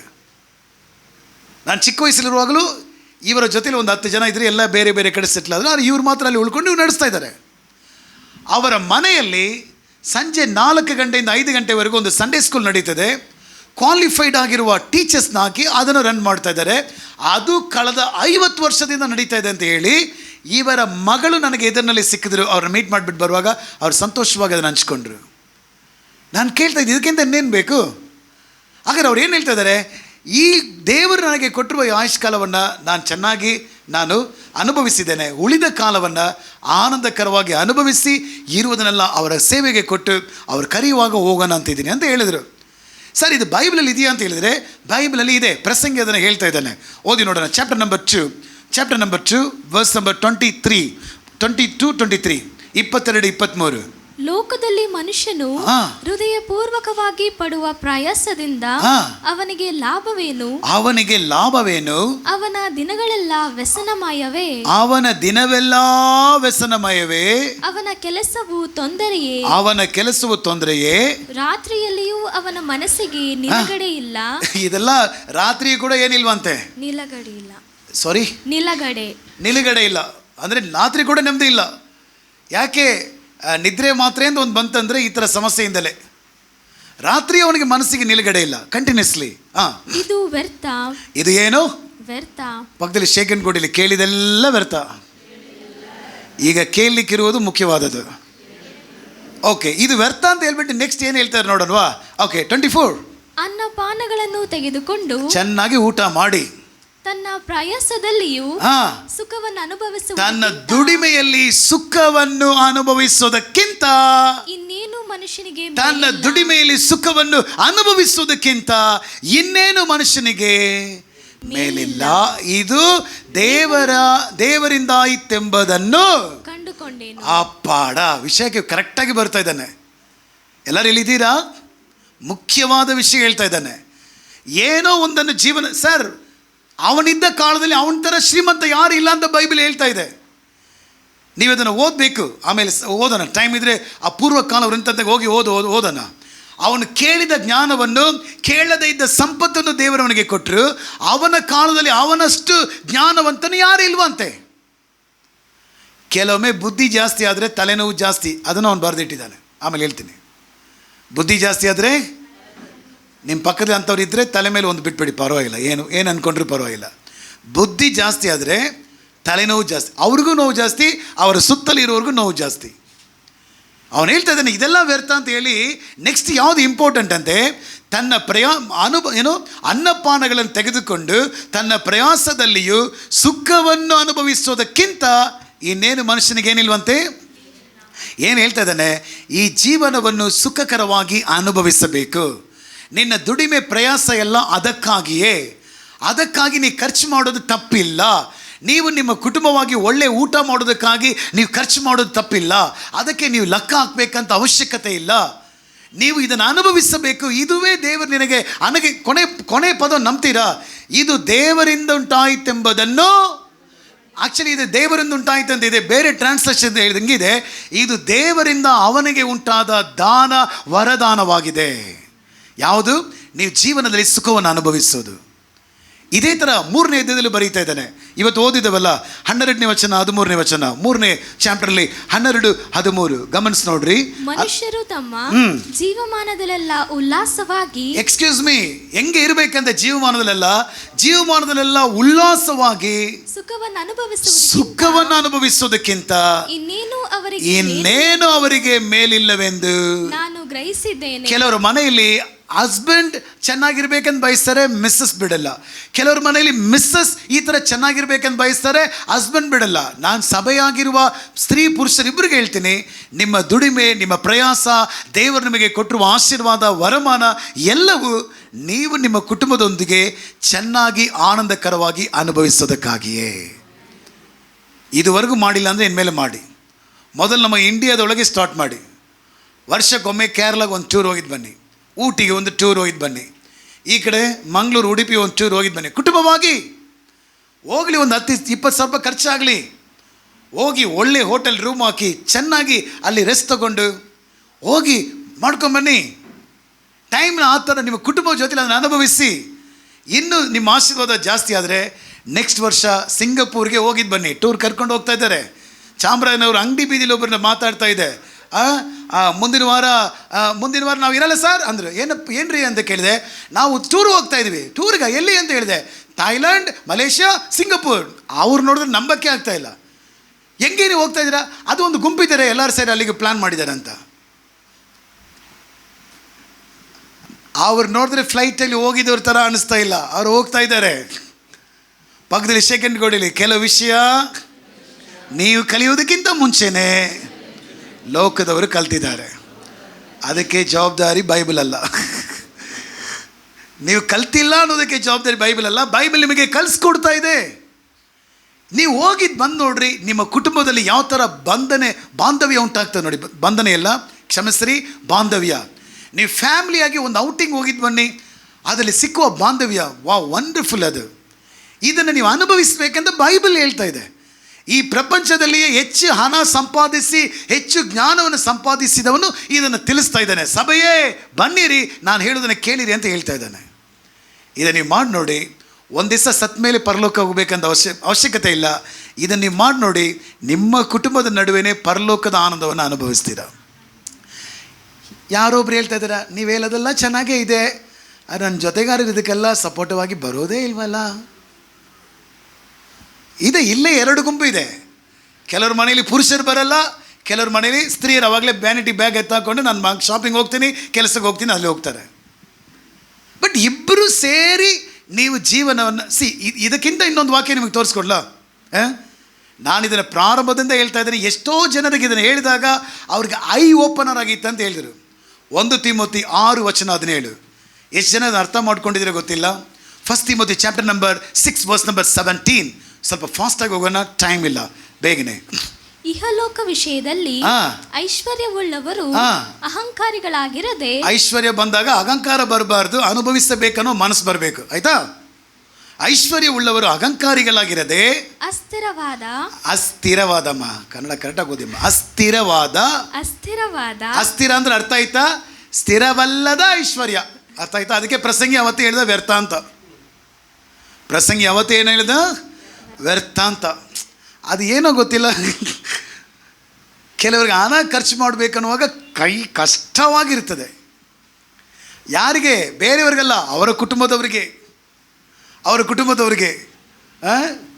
ನಾನು ಚಾಮರಾಜನಗರ ಬರುವಾಗ ಡಬಲ್ ರೋಡ್ ನೋಡಿದುಂಟು. ಸಾರ್ ಮುಂದೆ ಹಂಗೆ ಛತ್ರಿ ಇಟ್ಕೊಂಡು ಹಿಂಗೆ ಹೋಗ್ತಾರೆ, ಅವರು ಹಿಂದೆ ಹೆಂಡತಿ 3 ಮಕ್ಕಳು ಬರ್ತಾರೆ. ಓಕೆ, ಅದು ಬೈಕೊಂಡೇ ಹೋಗುತ್ತೆ. ಏನಂತ?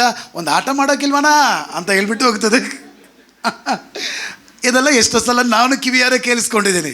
ಓಕೆ, ಆದ್ರೆ ಅಣ್ಣ ಆಟೋ ಮಾಡೋದಲ್ಲಿ ತಾನು ಗೆದ್ದು ತೋರಿಸ್ತಾ ಇಲ್ಲ. ಏನಂತ? ನಾನು ನಿಮ್ಮೆಲ್ಲ ಏನು ಮಾಡ್ತಾ ಇದ್ದೀನಿ? ನಡೆಸ್ತಾ ಇದ್ದೀನಿ, ಕರ್ಕೊಂಡು ಹೋಗ್ತಾ ಇದ್ದೀನಿ.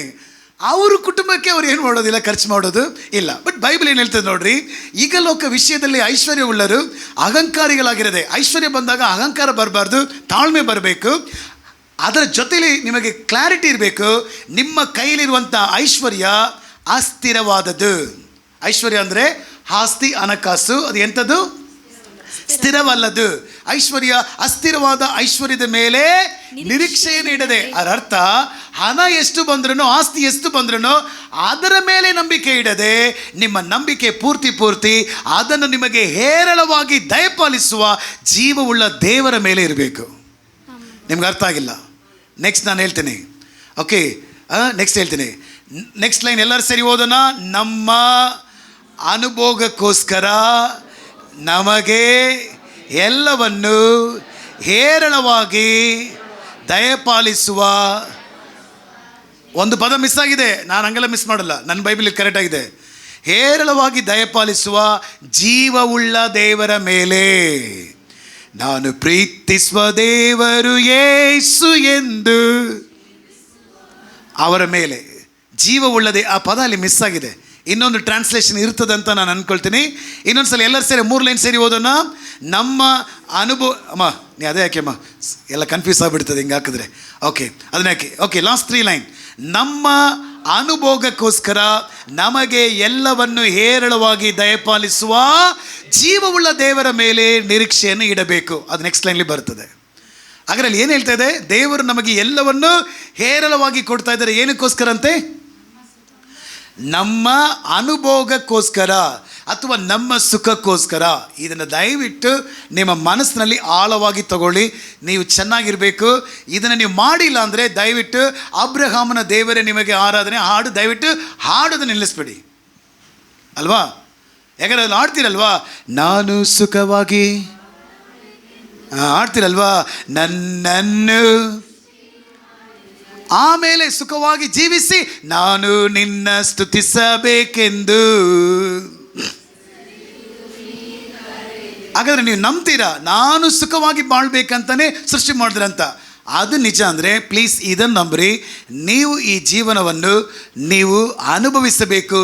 ನಿಮ್ಮ ಸುಖಕ್ಕೋಸ್ಕರನೇ ನಿಮಗೆ ಎಲ್ಲವನ್ನು ಹೇರಳವಾಗಿ ದಯಪಾಲಿಸುವ ಜೀವವುಳ್ಳ ದೇವರಾಗಿದ್ದಾನೆ.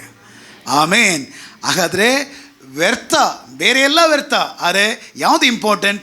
ಈ ಜೀವನವನ್ನು ಆನಂದಕರವಾಗಿ ಅನುಭವಿಸಬೇಕು, ಅದು ಇಂಪಾರ್ಟೆಂಟ್. ಓಕೆ, ಟೈಮ್ ಹೋಯ್ತು. ನಾನು ಫಾಸ್ಟಾಗಿ ವಿಷಯ ಮಾತ್ರ ಹಂಗೆ ಔಟ್ಲೈನ್ ಥರ ಹೇಳ್ಬಿಟ್ಟು ಹೋಗ್ಬಿಡ್ತೀನಿ. ಬೈಪಾಸ್ ರೋಡ್ಲಿ ಜರ್ನಿ ಮಾಡಿಬಿಡ್ತೀನಿ. ಯಾಕಂದರೆ ಇರೋದೇ ಕಡಿಮೆ ವಾರಗಳು, ಎಲ್ಲ ಚಾಪ್ಟರ್ ಕಂಪ್ಲೀಟ್ ಮಾಡಬೇಕು. ಸೊ ನಂಬರ್ 2, ಈ ಪ್ರಸಂಗಿ ಪುಸ್ತಕದಲ್ಲಿರುವ ಮೊದಲನೇ ಅಧ್ಯಾಯದಲ್ಲಿ 2ನೇ ಮೆಸೇಜ್ ಏನಂದರೆ, ಗಾಡ್ಸ್ ಕ್ರಿಯೇಷನ್ ಈಸ್ ಪರ್ಮನೆಂಟ್. ಪ್ರಸಂಗಿ ಎಷ್ಟು ಕ್ಲಿಯರ್ ಆಗಿದೆ ನೋಡ್ರಿ. ದೇವರ ಸೃಷ್ಟಿ ಅದು ಎಂಥದಂಥದ್ದು?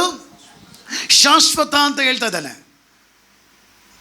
ಎಲ್ಲ ವ್ಯರ್ಥ ಅನ್ನುವಾಗ ದೇವರ ಸೃಷ್ಟಿಯೇ ವ್ಯರ್ಥ ಅಂತ ಅವನೇನು ಮಾಡಿಲ್ಲ, ಹೇಳಿಲ್ಲ. ಓಕೆ, ಅದೇ ಮುಖ್ಯ. ಲಾಸ್ಟ್ ವೀಕಲ್ಲಿ ಒಬ್ಬರು ಸೈಂಟಿಸ್ಟ್ ಹೇಳ್ತಾ ಇದ್ದಾರೆ, ಈ ಜಗತ್ತನ್ನು ನೀವು ಗಮನಿಸಿ ನೋಡ್ರಿ, ಎಲ್ಲವೂ ಸಿಸ್ಟಮ್ಯಾಟಿಕ್ ಆಗಿ ಫಂಕ್ಷನ್ ಆಗ್ತಾ ಇದೆ ಅಂತ. ನಾನು ನೆನೆಸ್ಕೊಂಡೆ, ಆದಿಯಲ್ಲಿ ದೇವರು ಎಲ್ಲವನ್ನು ಸಿಸ್ಟಮ್ಯಾಟಿಕ್ ಆಗಿ ಸೃಷ್ಟಿಸಿದ್ದಾನೆ.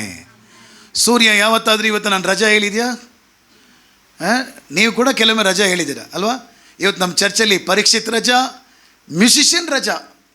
ಯಾಕೆ ರಜಾ ಅಂದರೆ, ಮೈಸೂರಿನಲ್ಲಿ ಅವರು ಪಾಸ್ಟರ್ ಜೋಸಫ್ ವಿಲ್ಸನ್ ಅವ್ರು ನೋಡ್ರಿ ಸುಖವಾಗಿ ಅನುಭವಿಸೋದಕ್ಕೆ ಅವರೊಂದು ಎಕ್ಸಾಂಪಲ್.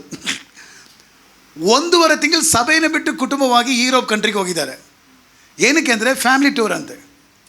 ಈಗ ಈ 1.5 ತಿಂಗಳು ಸಭೆಯನ್ನು ನಮ್ಮ ಕಂಟ್ರೋಲ್ ಬಿಟ್ಟಿದ್ದಾರೆ. ಇಲ್ಲಿಂದ 5 ವಾರಕ್ಕೂ 5 ಪ್ರಸಂಗಿಗಳನ್ನು ನಾನು ಕಲಿಸ್ತಾ ಇದ್ದೀನಿ, ಈ ಜ್ಞಾನಿ ಸಾಲೋಮನ್ ಥರ. ಆ್ಯಕ್ಚುಲಿ ಇವತ್ತು ಶಿವಮೂರ್ತಿ ಬ್ರದರ್ ಅಲ್ಲಿ ಇರಬೇಕಾಯಿತು, ಹೋದವಾರ ಮಧು ಅವರಲ್ಲಿ ಇದ್ದರು, ಅದರಿಂದ ಇನ್ನೊಬ್ಬರು ಇದ್ದರು. ಈಗ ಒಂದೊಂದು ವಾರ ಒಬ್ಬೊಬ್ಬರನ್ನ ಹಾಕಿದ್ವಿ, ಇವತ್ತು ಅವರು ಅಲ್ಲಿದ್ದಾರೆ. ಕೆಲವೊಮ್ಮೆ ನಾವು ಕೂಡ ಕೆಲವೊಮ್ಮೆ ನಮ್ಮ ಸೇವೆಯಲ್ಲಿ ರಜೆ ಹಾಕ್ಬಿಡ್ತೀವಿ, ಸಭೆಗೆ ಬರೋದು ರಜೆ ಹಾಕ್ಬಿಡ್ತೀವಿ. ಅದರ ಅರ್ಥ ನಾವು ಸುಸ್ತಾಗಿಲ್ಲ ಅಂತ. ಆದರೆ ದೇವರ ಸೃಷ್ಟಿ ಹೆಂಗಿದೆ? ಸೂರ್ಯನು ಕರೆಕ್ಟಾಗಿ ಬರ್ತಾ ಇದೆ ಇಲ್ವಾ? ಬರ್ತಾ ಇದೆ ಅಲ್ವಾ? ಸಂಜೆ ಕರೆಕ್ಟಾಗಿ ಅದು ಹೋಗ್ತಾ ಇದೆ ಇಲ್ವಾ? ಹೋಗ್ತಾ ಇದೆ ಇಲ್ವಾ? ಅದರ ಸಮಯಕ್ಕೆ ಎಲ್ಲ ಕರೆಕ್ಟಾಗಿ ಅದರ ಫಲ ಬರ್ತಾ ಇದೆ ಇಲ್ವಾ? ಎಲ್ಲ ಪರ್ಫೆಕ್ಟ್ ಆಗಿದೆ. ಆದರೆ ದೇವರ ಸೃಷ್ಟಿ ಅದು ಪರ್ಫೆಕ್ಟ್ ಅಂತ ಹೇಳ್ತಾ ಇದ್ದಾನೆ. ವರ್ಸ್ ನಂಬರ್ 4 ಓದೋಣ. 4ನೇ ವಚನ ಪ್ರಸಂಗಿ 1 ವಚನ. 1ನೇ ಚಾಪ್ಟರೇ ಪೂರ್ತಿ ಮೆಸೇಜ್ ಇವತ್ತು. ಒಂದು ತಲಾಂತರವು ಗತಿಸುವುದು, ಇನ್ನೊಂದು ತಲಾಂತರವು ಬರುವುದು, ಭೂಮಿಯಾದರೂ ಶಾಶ್ವತವಾಗಿ ನಿಲ್ಲುವುದು. ಎಲ್ಲರೂ ಸೇರಿ ಹೋದನ. ಭೂಮಿಯಾದರೂ ಏಕೆಂದರೆ ಅವನಿಗೆ ಗೊತ್ತಿದೆ, ಆದಿಯಲ್ಲಿ ದೇವರು ಭೂಮಿ ಆಕಾಶವನ್ನು ಉಂಟು ಮಾಡಿದನು, ಆತನು ಶಾಶ್ವತ, ಆತನ ಸೃಷ್ಟಿಯು ಶಾಶ್ವತ. ಮಿಕ್ಕಿದೆಲ್ಲ ವ್ಯರ್ಥ, ಮಿಕ್ಕಿದೆಲ್ಲ temporary, but his creation is permanent ಅಂತ ಹೇಳ್ತಾ ಇದ್ದಾನೆ. ಹಾಗಾಗಿ 2ನೇ ಮುಖ್ಯವಾದ ಮೆಸೇಜ್ ಏನಂತ ಹೇಳಿದರೆ, ದೇವರ ಸೃಷ್ಟಿ ಎಂಥದ್ದು? ಶಾಶ್ವತ. ಇದರ ಒಳಗೆಲ್ಲ ನಾನು ಡೀಪಾಗಿ ಹೋಗಬೇಡ, ನಿಮಗೆ ಸಂಡೇ ಸ್ಕೂಲಲ್ಲೇ ಕಲ್ತಿರ್ತೀರ. ಓಕೆ, ನಂಬರ್ 3, ಮೂರನೇದಾಗಿ ಇಲ್ಲಿ ನಾವು ಕಲಿಯಬೇಕಾದಂಥ ಮುಖ್ಯವಾದ ವಿಷಯ, the life of Mankind is unsatisfied. ಇದೊಂದು ವಿಷಯ ನೀವು ಕಲ್ತ್ಕೊಳ್ಳೇಬೇಕು. ಮಾನವ ಕುಲದ ಜೀವನವು ಅತೃಪ್ತವಾಗಿದೆ, ಅಥವಾ ಹಂಗೆ ಹೇಳಬಾರ್ದು, ತೃಪ್ತಿ ಇಲ್ಲದ್ದು ಅಥವಾ ಅತೃಪ್ತಿಯಾದದ್ದು ಅಂತ ಹೇಳಬೇಕು. ಬರೆಯುವಾಗ ಹಂಗೆ ಬರ್ಕೊಳ್ಳಿ. ಮಾನವ ಕುಲದ ಜೀವನವು ಅತೃಪ್ತಿ ಆದದ್ದು. ಒಂದು ವಾಕ್ಯ ಅದರಲ್ಲಿ ಕಂಟಿನ್ಯೂಸ್ ನಾವು ಓದೋಣ. Okay, verse number 8. ಎಲ್ಲ ಓದಕ್ಕೆ ಟೈಮ್ ಇಲ್ಲ. Verse number 8. ಎಲ್ಲಾ ವಸ್ತುಗಳು ಬಳಲಿ ಹೋಗುವವು, ಇದನ್ನು ಮನುಷ್ಯನು ವಿವರಿಸಲಾರನು. ಕಣ್ಣು ನೋಡಿ ನೋಡಿ ತೃಪ್ತಿಗೊಳ್ಳದು. ಇವತ್ತು ಫೋನ್ ನೋಡಿ ತೃಪ್ತಿಗೊಂಡಿದ್ರೆ ನಾಳೆ ಫೋನ್ ಮುಟ್ಟಬೇಕಂತ ಅವಶ್ಯಕತೆನೇ ಇಲ್ಲ. ಆದರೆ ನಮ್ಮ ಕಣ್ಣು ಏನಾಗಲಿಲ್ಲ, ತೃಪ್ತಿಗೊಂಡಿಲ್ಲ. ಯಾವುದೋ ಒಂದು ವಿಷಯವನ್ನು ತಿರುಗಿ ನೋಡಬೇಕಂತ ಅನಿಸ್ತಾ ಇದೆ ಅಂದರೆ ನಮಗೆ ಆ ವಿಷಯದಲ್ಲಿ ಕಣ್ಣು ಏನಾಗಲಿಲ್ಲ, ತೃಪ್ತಿಗೊಂಡಿಲ್ಲ ಅಲ್ವಾ? ಅದು ಕರೆಕ್ಟಾಗಿ 18 ವಯಸ್ಸು ದಾಟುವಾಗ ಈ ತಲೆನೋವು ಉಂಟು. ಇಲ್ಲಿ ಯಾರೋ 18 ದಾಟಿರಿದ್ರೆ ಮನಸ್ಸಿಟ್ಕೊಳ್ಳಿ, ಯಾವುದೋ ಒಂದು ಕಣ್ಣು ಮುಂದೆ ಬರ್ತಾನೇ ಇರ್ತದೆ. ನಿಮ್ಮ ನೋಡದೇ ಇದ್ದರೆ ನನಗೆ ಆಗೋಲ್ಲ ಅಂತ ಹೇಳ್ತಾರೆ. ಒಂದು ಬಿಟ್ಟರೆ ಸರಿಯಾಗ್ಬಿಡ್ತದೆ ಹಂಗಂತ ಹೇಳ್ತಾರೆ. ಕಾರಣ ಅವ್ರಿಗೆ ನೋಡಬೇಕು, ನೋಡದೇ ಇದ್ದರೆ ಅವ್ರಿಗೆ ಏನಾಗಲ್ಲ, ಸರಿ ಆಗೋದೇ ಇಲ್ಲ. ಸೊ ಬೈಬಲ್ ಹೇಳ್ತಾ ಇದೆ, ಕಣ್ಣು ನೋಡಿ ಏನಾಗೋದಿಲ್ಲ, ತೃಪ್ತಿಗೊಳ್ಳದು. ಕಿವಿಯು ಕೇಳಿ ಅದ್ರ ಅರ್ಥ ಏನು? ಈ ಹರಟೆ ಹೊಡೆಯೋರ್ನ ನೀವು ಗಮನಿಸಿ ನೋಡ್ರಿ, ಅವ್ರಿಗೆ ಹರಟೆ ಮಾತು ಕೇಳಬೇಕಾದ್ರೆ ಒಂದು ಖುಷಿ. ಅದಕ್ಕಾಗಿ 5-6 ಜನ ಎಲ್ಲಿರ್ತಾರೆ ಹುಡುಕಿ ಹೋಗಿ ಮಧ್ಯದಲ್ಲಿ ಸೇರ್ಕೊಳ್ತಾರೆ. ಅಂಥವ್ರು ವೆರಿ ಡೇಂಜರ್. ನೀವು ಮ್ಯಾಗ್ನೆಟ್ ಥರ ನಿಮ್ಮ ಒಳ್ಳೆಯ ಸ್ವಭಾವ ಕಡೆಗೆ ಬೇರೆಯವ್ರನ್ನ ಸೆಳೀಬೇಕು ಹೊರತು ತಪ್ಪಾದವರ ಕಡೆಗೆ ನಿಮ್ಮ ಕಿವಿಗಳು ಸೆಳೆಯಲ್ಪಟ್ಟು ಹೋಗಬಾರ್ದು. ಸೊ ಪ್ರಸಂಗ ಏನು ಹೇಳ್ತಾ ಇದೆ ಅಂದರೆ, ಭೂಮಿಯ ಕೆಳಗೆ ಮನುಷ್ಯರನ್ನು ನೋಡ್ತಾ ಇದ್ದಾನೆ. ಕೆಲವರು ಎಷ್ಟು ನೋಡಿದ್ರೂ ಅವ್ರಿಗೆ ಏನಾಗ್ತಾ ಇಲ್ಲ, ತೃಪ್ತಿ ಆಗ್ತಾ ಇಲ್ಲ. ಆಮೇಲೆ ಏನು, ಕೇಳಿ ಕಿವಿ ತೃಪ್ತಿ ಆಗ್ತಾ ಇಲ್ಲ. ನನಗೆ ಇನ್ನೊಂದು ಚಾಪ್ಟರ್ಲಿ ಒಂದು ವಾಕ್ಯ ಜ್ಞಾಪಕ ಬರ್ತಾ ಇದೆ, 5ನೇ ಅಧ್ಯಾಯದಲ್ಲಿ 10ನೇ ವಚನ. ಇದನ್ನು ಓದ್ಬಿಟ್ರೆ ಒಳ್ಳೆಯದು. ದಯವಿಟ್ಟು ಓದ್ಬಿಟ್ಟು ಯಾರು ನನಗೆ ಬೈಬೇಡಿ ಆಯಿತಾ? ಓದ್ಬಿಟ್ರೆ ಒಳ್ಳೆಯದು ಆಯಿತಾ? ಬೆಳ್ಳಿಯನ್ನು ಆಶಿಸುವವನಿಗೆ, ಅದು ಆ್ಯಕ್ಚುಲಿ ಬೆಳ್ಳಿ ಅಂತಿದೆ, ನನ್ನ ಬೈಬಲಲ್ಲಿ ಹಣವನ್ ಅಂತಿದೆ. ಯಾಕೆ ಹಿಂಗೆ ಭಾಷಾಂತರ ಮಾಡಿದ್ರೆ ಗೊತ್ತಿಲ್ಲ. ಬೆಳ್ಳಿಯನ್ನು ಆಶಿಸುವವನಿಗೆ ಎಷ್ಟು ಬೆಳ್ಳಿಯಿಂದಲೂ, ಹಣವನ್ನು ಆಶಿಸುವವನಿಗೆ ಎಷ್ಟು ಹಣ ಬಂದರೂ ತೃಪ್ತಿಯಾಗದು. ಸಮೃದ್ಧಿಯನ್ನು ಬಯಸುತ್ತಲೇ ಇರುವವನಿಗೆ ಆದಾಯ ಎಷ್ಟೇ ಆದರೂ ಸಾಲದು. ಕೊನೆಯಲ್ಲಿ ಎಲ್ಲರೂ ಸೇರಿ ಓದೋಣ, ಇದು ಸಹ ವ್ಯರ್ಥ. ಎಲ್ಲರೂ ಸೇರಿ ಓದೋಣ. ಏನು ಹೇಳ್ತಾ ಇದ್ದಾನೆ ಅಂದರೆ, ಮನುಷ್ಯ ಯಾವುದರಲ್ಲಿ ಅವನು ಏನಾಗೋದೇ ಇಲ್ಲ, ತೃಪ್ತಿ ಆಗೋದಿಲ್ಲ. ದಯವಿಟ್ಟು ನೀವು ಹಂಗಿರಬೇಡಿ. ನನ್ನ ಸಲಹೆ, ಇವತ್ತು ಹಾಡಿದ ಹಾಡು ಪ್ರಕಾರ ಇದ್ಬೇಡಿ. ಆಸೆಯೆಲ್ಲ ನೀನೇ ಅಯ್ಯ, ಎಷ್ಟೇ ಹಣ ಬರಲಿ ಅಯ್ಯ, ಆದರೆ ಆಸೆಯೆಲ್ಲ ಅದಯ್ಯ ಅಂತ ಹೋಗ್ಬಿಡ್ಬೇಡಿ. ಆಸೆಯೆಲ್ಲ ನೀನೇ ಅಯ್ಯ, ಅಗತ್ಯವೆಲ್ಲ ನೀನೇ ಅಯ್ಯ, ಈ ಥರ ನೀವು ಹೋಗ್ರಿ. ಹಣ ಎಷ್ಟೇ ಬರಲಿ, ಬರ್ತಾ ಇರಲಿ, ಆದರೆ ನಿಮ್ಮ ತೃಪ್ತಿ ಹಣದಲ್ಲಲ್ಲ, ನಿಮ್ಮ ತೃಪ್ತಿ ನಿಮ್ಮ ದೇವರಲ್ಲಿ ಇರಲಿ. ಆ ತೃಪ್ತಿ ನಿಮಗೆ ಬಂದುಬಿಟ್ರೆ, ಎಕ್ಸ್ಕ್ಯೂಸ್ ಮೀ, ಲಿಸನ್ ಕೇರ್ಫುಲಿ, ಆ ತೃಪ್ತಿ ನಿಮಗೆ ಬಂದುಬಿಟ್ರೆ, ಈ ಜ್ಞಾನಿ ಇನ್ನೊಂದು ವಿಷಯವನ್ನು ಹೇಳ್ತಾ ಇದ್ದಾನೆ. ಜ್ಞಾನೋಕ್ತಿಗಳು 27 ವಚನ 7. Proverbs chapter number 27 verse number 7. ಈ ಜ್ಞಾನಿ ಹೇಳುವ ಪದವನ್ನು ಕೇಳಿಸ್ಕೊಳ್ರಿ. ಜ್ಞಾನೋಕ್ತಿಗಳು 27 ವರ್ಸ್ ನಂಬರ್ 7. ಹೊಟ್ಟೆ ತುಂಬಿದವನಿಗೆ, ಆಕ್ಚುಲಿ ಅದು ಬರಬೇಕಾದ ಹಂಗಲ್ಲ, ತೃಪ್ತಿ ಹೊಂದಿದವನಿಗೆ ಅಂತ ಬರಬೇಕು. ತೃಪ್ತಿ ಹೊಂದಿದವನಿಗೆ ಜೇನುತುಪ್ಪವು ಅಸಹ್ಯ ಅನ್ಸ್ಬಿಡ್ತಾನೆ. ಯಾರಿಗೆ? ತೃಪ್ತಿ ಹೊಂದಿದವನಿಗೆ. ಆಮೇಲೆ ಹೊಟ್ಟೆ ಹಸಿದವನಿಗೆ ಕಹಿಯೆಲ್ಲ ಸಿಹಿ. ಒಂದು ಗುಂಪಿಗೆ ಕಹಿ ಕೂಡ ಸಿಹಿ ಅಂತ ತೆಗೆದು ಬಾಯಿಗೆ ಹಾಕ್ಬಿಡ್ತವೆ. ಇನ್ನೊಂದು ತೃಪ್ತಿಯಾಗಿರ್ತದೆ ಅವರಿಗೆ. ಸ್ಪೆಷಲ್ ಆಗಿ ಏನೇ ಸ್ಪೆಷಲ್ ಪದಾರ್ಥ ತೋರಿಸಿದ್ರು, ಬಿರಿಯಾನಿ ತೋರಿಸಿದ್ರು, ಶೆಕಿನಾ ಲ್ಯಾಂಗ್ವೇಜ್ ಹೇಳ್ಬೇಕಾದ್ರೆ ಬರ್ಗರ್ ತೋರಿಸಿದ್ರು. ಶೆಕಿನಾ ಹಂಗೆ ಹೇಳಿದ್ರು, ಹೋದ ವಾರ ಚರ್ಚಲ್ಲಿ ವರ್ಕ್ ಮಾಡ್ತಾಯಿದ್ರು, ಅಂಕಲ್ ಸ್ವಲ್ಪ ಹೋಗಿದ್ದು ಬರ್ತೀನಿ. ಎಲ್ಲಿಗಮ್ಮ? ಬರ್ಗರ್ ತಿನ್ನಕ್ಕೆ ಹೋಗ್ತಾ ಇದ್ದೀನಿ ಅಂದ್ಲು. ನಾನು ಶೆಕಿನಾ ಹತ್ರ ತಾಳ್ಮೆಯಿಂದ ಒಪ್ಕೊಂಡೆ, ನಾನು ಇದುವರೆಗೂ ಒಂದು ದಿವಸನೂ ಬರ್ಗರ್ ತಿಂದೇ ಇಲ್ಲ ಮಗಳೇ ಅಂತ ಹೇಳ್ಬಿಟ್ಟೆ. ಇದುವರೆಗೂ ತಿಂದಿಲ್ಲ, ಓಪನ್ ಆಗಿ ನಾನು ಹೇಳಿದೆ. ಓಕೆ, ಅವ್ರು ಹೇಳಿದೆ, ನಮ್ಮ ಅಪ್ಪ ಬರ್ತಾರೆ ಕರ್ಕೊಂಡು ಹೋಗ್ತಾರೆ, ಪುಣ್ಯವಂತಲ್ಲಿ ನಿನ್ನಮ್ಮ ಅಂತ ಹೇಳಿದೆ. ಓಕೆ ಸರಿ, ಓಕೆ. ಏನು ಹೇಳ್ತದೆ? ಹೊಟ್ಟೆ ತುಂಬಿದವನಿಗೆ ಜೇನುತುಪ್ಪ ಅಸಹ್ಯ. ಅದು ಇನ್ನೊಂದು ಟ್ರಾನ್ಸ್ಲೇಷನ್ ಹೆಂಗಿದೆ? ಹಂಗೆ ಇದೆಯಾ? ತೃಪ್ತಿ ಅಂತ ಇದೆಯಾ? ಪವಿತ್ರ ಗ್ರಂಥದಲ್ಲಿ ಬರೆದಿದೆ ನೋಡ್ರಿ, ಎಲ್ಲಿದೆ ನೋಡಿ. ತೃಪ್ತಿ ಹೊಂದಿದವನು ಜೇನುತುಪ್ಪವನ್ನು ಏನಂತ ಹೇಳ್ತಾನೆ? ಅಸಹಿಸಿಕೊಳ್ಳುತ್ತಾನೆ. ಹಸಿದವನಂದರೆ ಏನು ನೋಡಿದ್ರೆ ಆಸೆ. ಈ ಡಾಗ್ನ ನೀವು ಗಮನಿಸಿ ನೋಡ್ರಿ, ಇಲ್ಲಿ ಊಟ ಹಾಕ್ಬಿಟ್ಟು ಸ್ವಲ್ಪ ಅಲ್ಲಿ ನಡ್ಕೊಂಡು ಹೋಗ್ತಾ ಇರ್ತಾರೆ, ಅಲ್ಲಿ ಒಬ್ರು ಊಟ ಹಾಕ್ತಾರೆ, ಅಲ್ಲಿ ಹೋಗಿ ತಿಂತದೆ. ಅಲ್ಲಿ ಮುಗಿಸ್ಬಿಟ್ಟು ಇನ್ನೊಂದು ಕಡೆ ನಡ್ಕೊಂಡು ಹೋಗಿ ಬರ್ತದೆ, ಅಲ್ಲಿ ಏನಾದ್ರು ಊಟ ಹಾಕ್ತಾರೆ, ಅಲ್ಲಿ ತಿಂತದೆ. ಅದಕ್ಕೆ ನಾನು ಯಾವಾಗಲೂ ಒಂದು ಪದ ಸೆಲ್ವಕುಮಾರ್ ಪಾಸ್ಟರ್ದು ಗಾದೆ ಮಾತೆಲ್ಲ ಸುಮಾರಿದೆ. ಅದರಲ್ಲಿ ಒಂದು ಗಾದೆ ಮಾತೇನೆಂದರೆ ದೇವರ ಮಕ್ಕಳು ಆಹಾರಕ್ಕಾಗಿ ಅಲೆದಾಡುವ ನಾಯಿಗಳಲ್ಲ, ಆಹಾರದಿಂದ ತೃಪ್ತಿ ಹೊಂದಿರುವ ಸಿಂಹಗಳು ಅಂತ ಹೇಳಿದೆ. ಸಿಂಹ ಒಂದ್ಸಲ ಊಟ ಮಾಡಿಬಿಟ್ರೆ ಪಕ್ಕದಲ್ಲಿ ಜಿಂಕೆ ಡ್ಯಾನ್ಸ್ ಆಡಿದ್ರು ಹೆಂಗಾರು ಆಡ್ಕೊಂಡು ಹೋಗೋಂಥದ್ದು ಅಲ್ವಾ? ಅದು ಒನ್ ಟೈಮ್ ಅಷ್ಟೇ, ಅದಕ್ಕೆ ಯಾವಾಗ ಬೇಕು ಮತ್ತೆ ಬೇಕಾದಾಗ ಮಾತ್ರ ಹೋಗ್ತದೆ. ಬಟ್ ಡಾಗ್ ಹಂಗಲ್ಲ. ಈಗ ಇಲ್ಲಿ ಕೊಟ್ಟರೆ ಪಕ್ಕದ ಮನೇಲಿ ಇನ್ನೊಂದು ಕೊಟ್ಟರೆ ಅವ್ರ ಮನೇಲಿ ಇನ್ನೊಂದು ಕೊಟ್ಟರೆ ಎಲ್ಲದಕ್ಕೂ ಹೋಗಿ ಬಾಯಿ ಆಗ್ತಾ ಇರ್ತದೆ. ಸೊ ನೀವು ದೇವರಲ್ಲಿ ತೃಪ್ತಿ ಹೊಂದಿದವರಾಗಿರಬೇಕು. ಅದನ್ನೇ ಇವನು ಹೇಳ್ತಾ ಇದ್ದಾನೆ. ಮನುಷ್ಯರು ಏನಾಗಲ್ಲಂತೆ, ತೃಪ್ತಿ ಆಗಲ್ಲ. ಓಕೆ, ನಾವು ಫಸ್ಟ್ ಹೋಗೋಣ, ನಾವು ಮುಗಿಸಲ್ಲ, ತೃಪ್ತಿ ಆಗಲ್ಲ. ಓಕೆ, ಮುಂದಕ್ಕೆ ಹೋಗೋಣ. ಓಕೆ, ನೆಕ್ಸ್ಟ್ 4ನೇ ವಿಷಯ, ಫಸ್ಟ್ ಚಾಪ್ಟರ್ಲಿರುವಂಥ 4ನೇ ವಿಷಯ. ಸ್ವಲ್ಪ ಫಾಸ್ಟಾಗಿ ಹೋಗೋಣ, ಬೇಗನೆ. Okay, nothing is new in this life. ಇದೊಂದು ವಿಷಯ ಹೇಳ್ತಾ ಇದ್ದಾನೆ. ಈ ಜೀವನದಲ್ಲಿ ಯಾವುದು ಏನಲ್ಲ. ಎಷ್ಟು ಟೆಕ್ನಾಲಜಿ ಇವತ್ತು ನೀವು ನೋಡಿದ್ರು ಇದು ಯಾವುದು ಹೊಸದಲ್ಲ. ಈ ಟೆಕ್ನಾಲಜಿ ಈಗಾಗಲೇ ಇದ್ದಿದ್ದೇ ಅಪ್ಡೇಟ್ ಆಗಿದೆ ಹೊರತು ಯಾವುದು ಹೊಸದಲ್ಲ.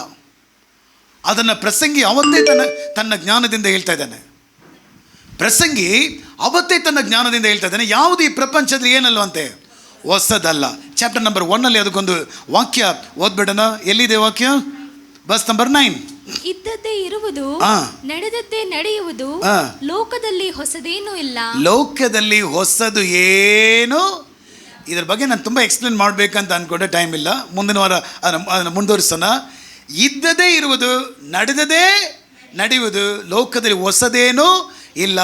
ನೀವು ಹೊಸದೇನೋ ಇದೆ ಅಂತ ಹೋದರೆ ನೀವು ಮೋಸ ಆಗ್ತೀರಾ ಅಂತ ಜ್ಞಾನಿ ಅವತ್ತೇ ಹೇಳ್ತಾ ಇದ್ದಾನೆ. ಇವತ್ತು ನೋಡುವ ಎಲ್ಲ ವಿಷಯ ಅಪ್ಡೇಟ್ ಹೊರತು ಹೊಸದೇನಿಲ್ಲ. ನಾನು ಚಿಕ್ಕ ವಯಸ್ಸಲ್ಲಿರುವಾಗ ಈ ಪುಲ್ಪಿಟ್ ನೋಡುವಾಗ ಮರದಲ್ಲಿ ಇತ್ತು, ಕಬ್ಬಿಣದಲ್ಲಿ ಇತ್ತು. ಆವಾಗ ಇದು ಇರಲಿಲ್ಲ. ಆದರೆ ಇವಾಗ ನೋಡುವಾಗ ಈ ಪುಲ್ಪಿಟ್ ಈ ಥರ ಒಳ್ಳೆ ಡಿಸೈನ್ ಆಗಿ ಬಂದಿದೆ.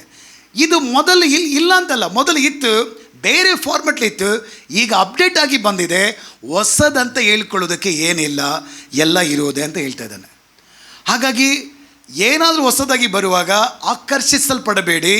ಈಗಾಗಲೇ ಇದ್ದಿದ್ದು ಸ್ವಲ್ಪ ನಮ್ಮನ್ನ ಅಟ್ರ್ಯಾಕ್ಟ್ ಮಾಡಿ ಏನು ಮಾಡ್ತಾ ಇದ್ದಾರೆ, ಎಳಿತಾರೆ. ಎಸ್ಪೆಷಲಿ ಕಾರ್ಪೊರೇಟ್ ವರ್ಲ್ಡಲ್ಲಿ ಡಿಫ್ರೆಂಟ್ ಆದ ಆ್ಯಂಗ್ಲಲ್ಲಿ ಜನರನ್ನ ಅಟ್ರ್ಯಾಕ್ಟ್ ಮಾಡ್ತಾರೆ. ಕಾರ್ಪೊರೇಟ್ ವರ್ಲ್ಡಲ್ಲಿ ಅದೆಲ್ಲ ನಮಗೆ ಹೊಸ ಥರ ಅನಿಸ್ತದೆ. ಬಟ್ ಎಲ್ಲ ಅಲೆ ಇದೆ. ಅದಕ್ಕೇನಾದರೂ ಒಂದು ಕತೆ ಕಟ್ಟಿ ನಮ್ಮ ತಲೆ ಮೇಲೆ ಕಟ್ತಾರೆ ಅಷ್ಟೇ, ಹೊಸದೇನಿಲ್ಲ. ಇದು ಅಲ್ಲಿರುವ 4ನೇ ಮೆಸೇಜ್. 5ನೇ ಮೆಸೇಜ್ ಏನಂದರೆ ನಂಬರ್ 5 ಏನಂದರೆ, people always forget the important things in the life. ಏನು? ಜನರು, ಕನ್ನಡದಲ್ಲಿ ಎಲ್ಲ ಸೇರಿ ಓದ್ಬೇಡಣ, ಕನ್ನಡದಲ್ಲಿ. ಜನರು ಯಾವಾಗಲೂ ತಮ್ಮ ಜೀವನದಲ್ಲಿ ಪ್ರಮುಖ ವಿಷಯಗಳನ್ನು ಮರೆತು ಬಿಡುತ್ತಾರೆ. ಆದರೆ ಏನು ಅವಶ್ಯಕತೆ ಇಲ್ವೋ ಅದೆಲ್ಲ ನೆನಪಿನಲ್ಲಿ ಇಡ್ತಾರೆ.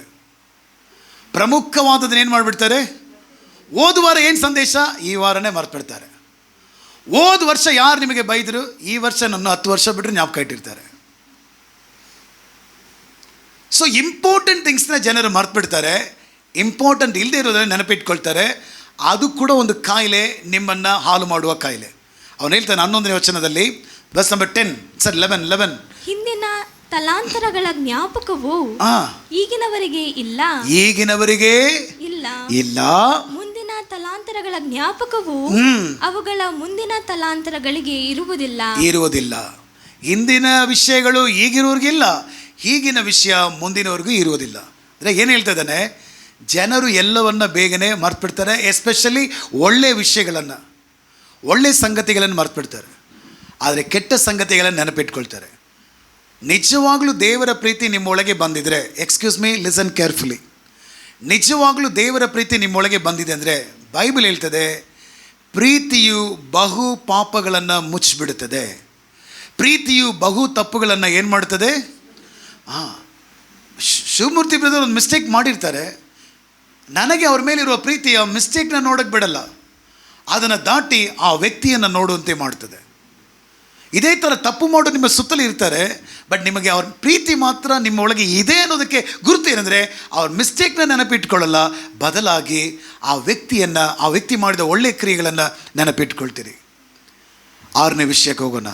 ನಂಬರ್ 6, ಟೈಮ್ ಇಲ್ಲ. ನಂಬರ್ 6, 6ನೇ ವಿಷಯ, ಗಾಡ್ ಹಸ್ given the task of heavy burden on all Mankind. ಕನ್ನಡದಲ್ಲಿ ಇದನ್ನು ಸರಿಯಾಗಿ ಭಾಷಾಂತರ ಮಾಡೋಕ್ಕಾಗಿಲ್ಲ, ನೀವು ಮಾಡ್ಕೊಳ್ಳಿ. ದೇವರು ಎಲ್ಲ ಮಾನವ ಕುಲದ ಮೇಲೆ ಹೆಚ್ಚು ಹೊರೆಯ ಕೆಲಸವನ್ನು ಏನು ಮಾಡಿದ್ದಾನೆ, ಅದರ ಅರ್ಥ ಏನಂದರೆ ಅದು ಅವನಿಗೆ ನೇಮಿಸಲ್ಪಟ್ಟಿದೆ ಅಂತ ಹೇಳ್ಬೋದು, ಅವನಿಗೆ ಕೊಡಲ್ಪಟ್ಟಿದೆ. ಓಕೆ, ಓದೋಣ ವರ್ಸ್ ನಂಬರ್ 13, ಅದು 3ನೇ ವಚನ. ಆಕಾಶದ ಕೆಳಗೆ ನಡೆಯುವ ಎಲ್ಲಾ ಕೆಲಸಗಳನ್ನು ಜ್ಞಾನದಿಂದ ವಿಚಾರಿಸಿ ವಿಮರ್ಶಿಸಲು ಮನಸ್ಸಿಟ್ಟೇನು. ನರಜನ್ಮದವರ ಕರ್ತವ್ಯವೆಂದು ದೇವರು ನೇಮಿಸಿರುವ ಈ ಕೆಲಸವೆಲ್ಲ ಬಹು ಪ್ರಯಾಸವೇ. ಇನ್ನು ಅದನ್ನು ಬೇರೆ ಥರ ಕರೆಕ್ಟಾಗಿ ಅದನ್ನು ಹೇಳಬೇಕಂದ್ರೆ, ಅವನ ಕಷ್ಟಗಳನ್ನ ಅನುಭವಿಸಿ ಭಾರಗಳನ್ನು ಹೊರುತ್ತಾ ಇವುಗಳ ನಡುವೆ ಅವನು ಪ್ರಯಾಸ ಪಡಬೇಕು ಅನ್ನೋದು ಅವನಿಗೆ ನೇಮಿಸಲ್ಪಟ್ಟಿದೆ ಅಂತ ಹೇಳಿ ಪ್ರಸಂಗಿ ಹೇಳ್ತಾ ಇದ್ದಾನೆ. ಹೊಸ ಒಡಂಬಡಿಕೆಗೆ ಬರುವಾಗ ಯೇಸು ಹೇಳ್ತಾ ಇದ್ದಾರೆ, ಹೊರೆ ಹೊತ್ತು ಕಷ್ಟಪಡುವವರೇ ನೀವೆಲ್ಲ ನನ್ನ ಬಳಿಗೆ ಬನ್ನಿರಿ, ನಾನು ನಿಮಗೆ ವಿಶ್ರಾಂತಿ ಕೊಡ್ತೇನೆ. ಅಂದರೆ ಏನರ್ಥ, ಜೀವನ ಎಲ್ಲಿ ಕಂಪ್ಲೀಟ್ ಆಗುತ್ತೆ, ಮೀನಿಂಗ್ಫುಲ್ ಆಗುತ್ತದೆ ಅಂದರೆ ಈ ಹೊರೆಯ ನಡುವೆ ಯೇಸುವಿನ ಬಳಿಗೆ ನೀವು ಬಂದುಬಿಟ್ರೆ ನಿಮ್ಮ ಜೀವನ ಮೀನಿಂಗ್ಫುಲ್ ಆಗುತ್ತೆ, ಕಂಪ್ಲೀಟ್ ಆಗುತ್ತೆ. ಕೊನೆಯದಾಗಿ ಕಡೆಯದಾಗಿ, ತಲೆ ಬುದ್ಧಿ ಜಾಸ್ತಿ ಇರೋರಿಗೆ ಇದು ಮುಖ್ಯವಾದ ವಿಷಯ ಇದು, ಆಯಿತಾ? ತಲೆ ಬುದ್ಧಿ, ಹೆಡ್ ನಾಲೆಜ್, ನಿಮ್ಮ ತಲೆಯನ್ನು ಒಡೆಯುವ ಹೆಡ್ ನಾಲೆಜ್ ಇರುವವರಿಗೆ ಇದು important message. Do not be too wise and do not be too learned. ಹೆಚ್ಚು ಬುದ್ಧಿವಂತಿಕರಾಗಿ ಇರಬೇಡಿ ಮತ್ತು ಹೆಚ್ಚು ತಿಳುವಳಿಕೆ ಉಳ್ಳವರಾಗಿಯೂ. ಇದೇನ್ರಿ ಪ್ರಸಂಗ ಹಿಂಗೆ ಹೇಳಿದಾನಂತ? ಕಾರಣ ಈ ಥರ ಹೆಚ್ಚು ಬುದ್ಧಿವಂತಿಕೆ ತಿಳುವಳಿಕೆ ಉಳ್ಳವನಾದ್ದರಿಂದ ಹೆಚ್ಚು ನೋವನ್ನು ಜೀವನದಲ್ಲಿ ಅನುಭವಿಸಿದ. ಕೊನೆಯ ವಚನ ಭಾಳ ಪ್ರಾಮುಖ್ಯ, ನೀವು ಮರಿಲೇಬಾರ್ದು, ಜೀವನ ಪೂರ್ತಿ ಮರಿಬಾರ್ದಂತ ಫಸ್ಟ್ ಚಾಪ್ಟರ್ ಒಂದು ವಾಕ್ಯ ಹೇಳಿ ಅಂದರೆ ನಾನು ಈ ವಾಕ್ಯವನ್ನು ಹೇಳುವೆ. ವರ್ಸ್ ನಂಬರ್ 18, 18ನೇ ವಚನ. ಬಹು ಜ್ಞಾನವಿದ್ದಲ್ಲಿ ಬಹು ಸಂಕಟ. ಎಕ್ಸ್ಕ್ಯೂಸ್ ಮೀ, ಬಹು ಜ್ಞಾನವಿದ್ದಲ್ಲಿ ಸಂಕಟ ಎಷ್ಟು? ಬಹು ಸಂಕಟ.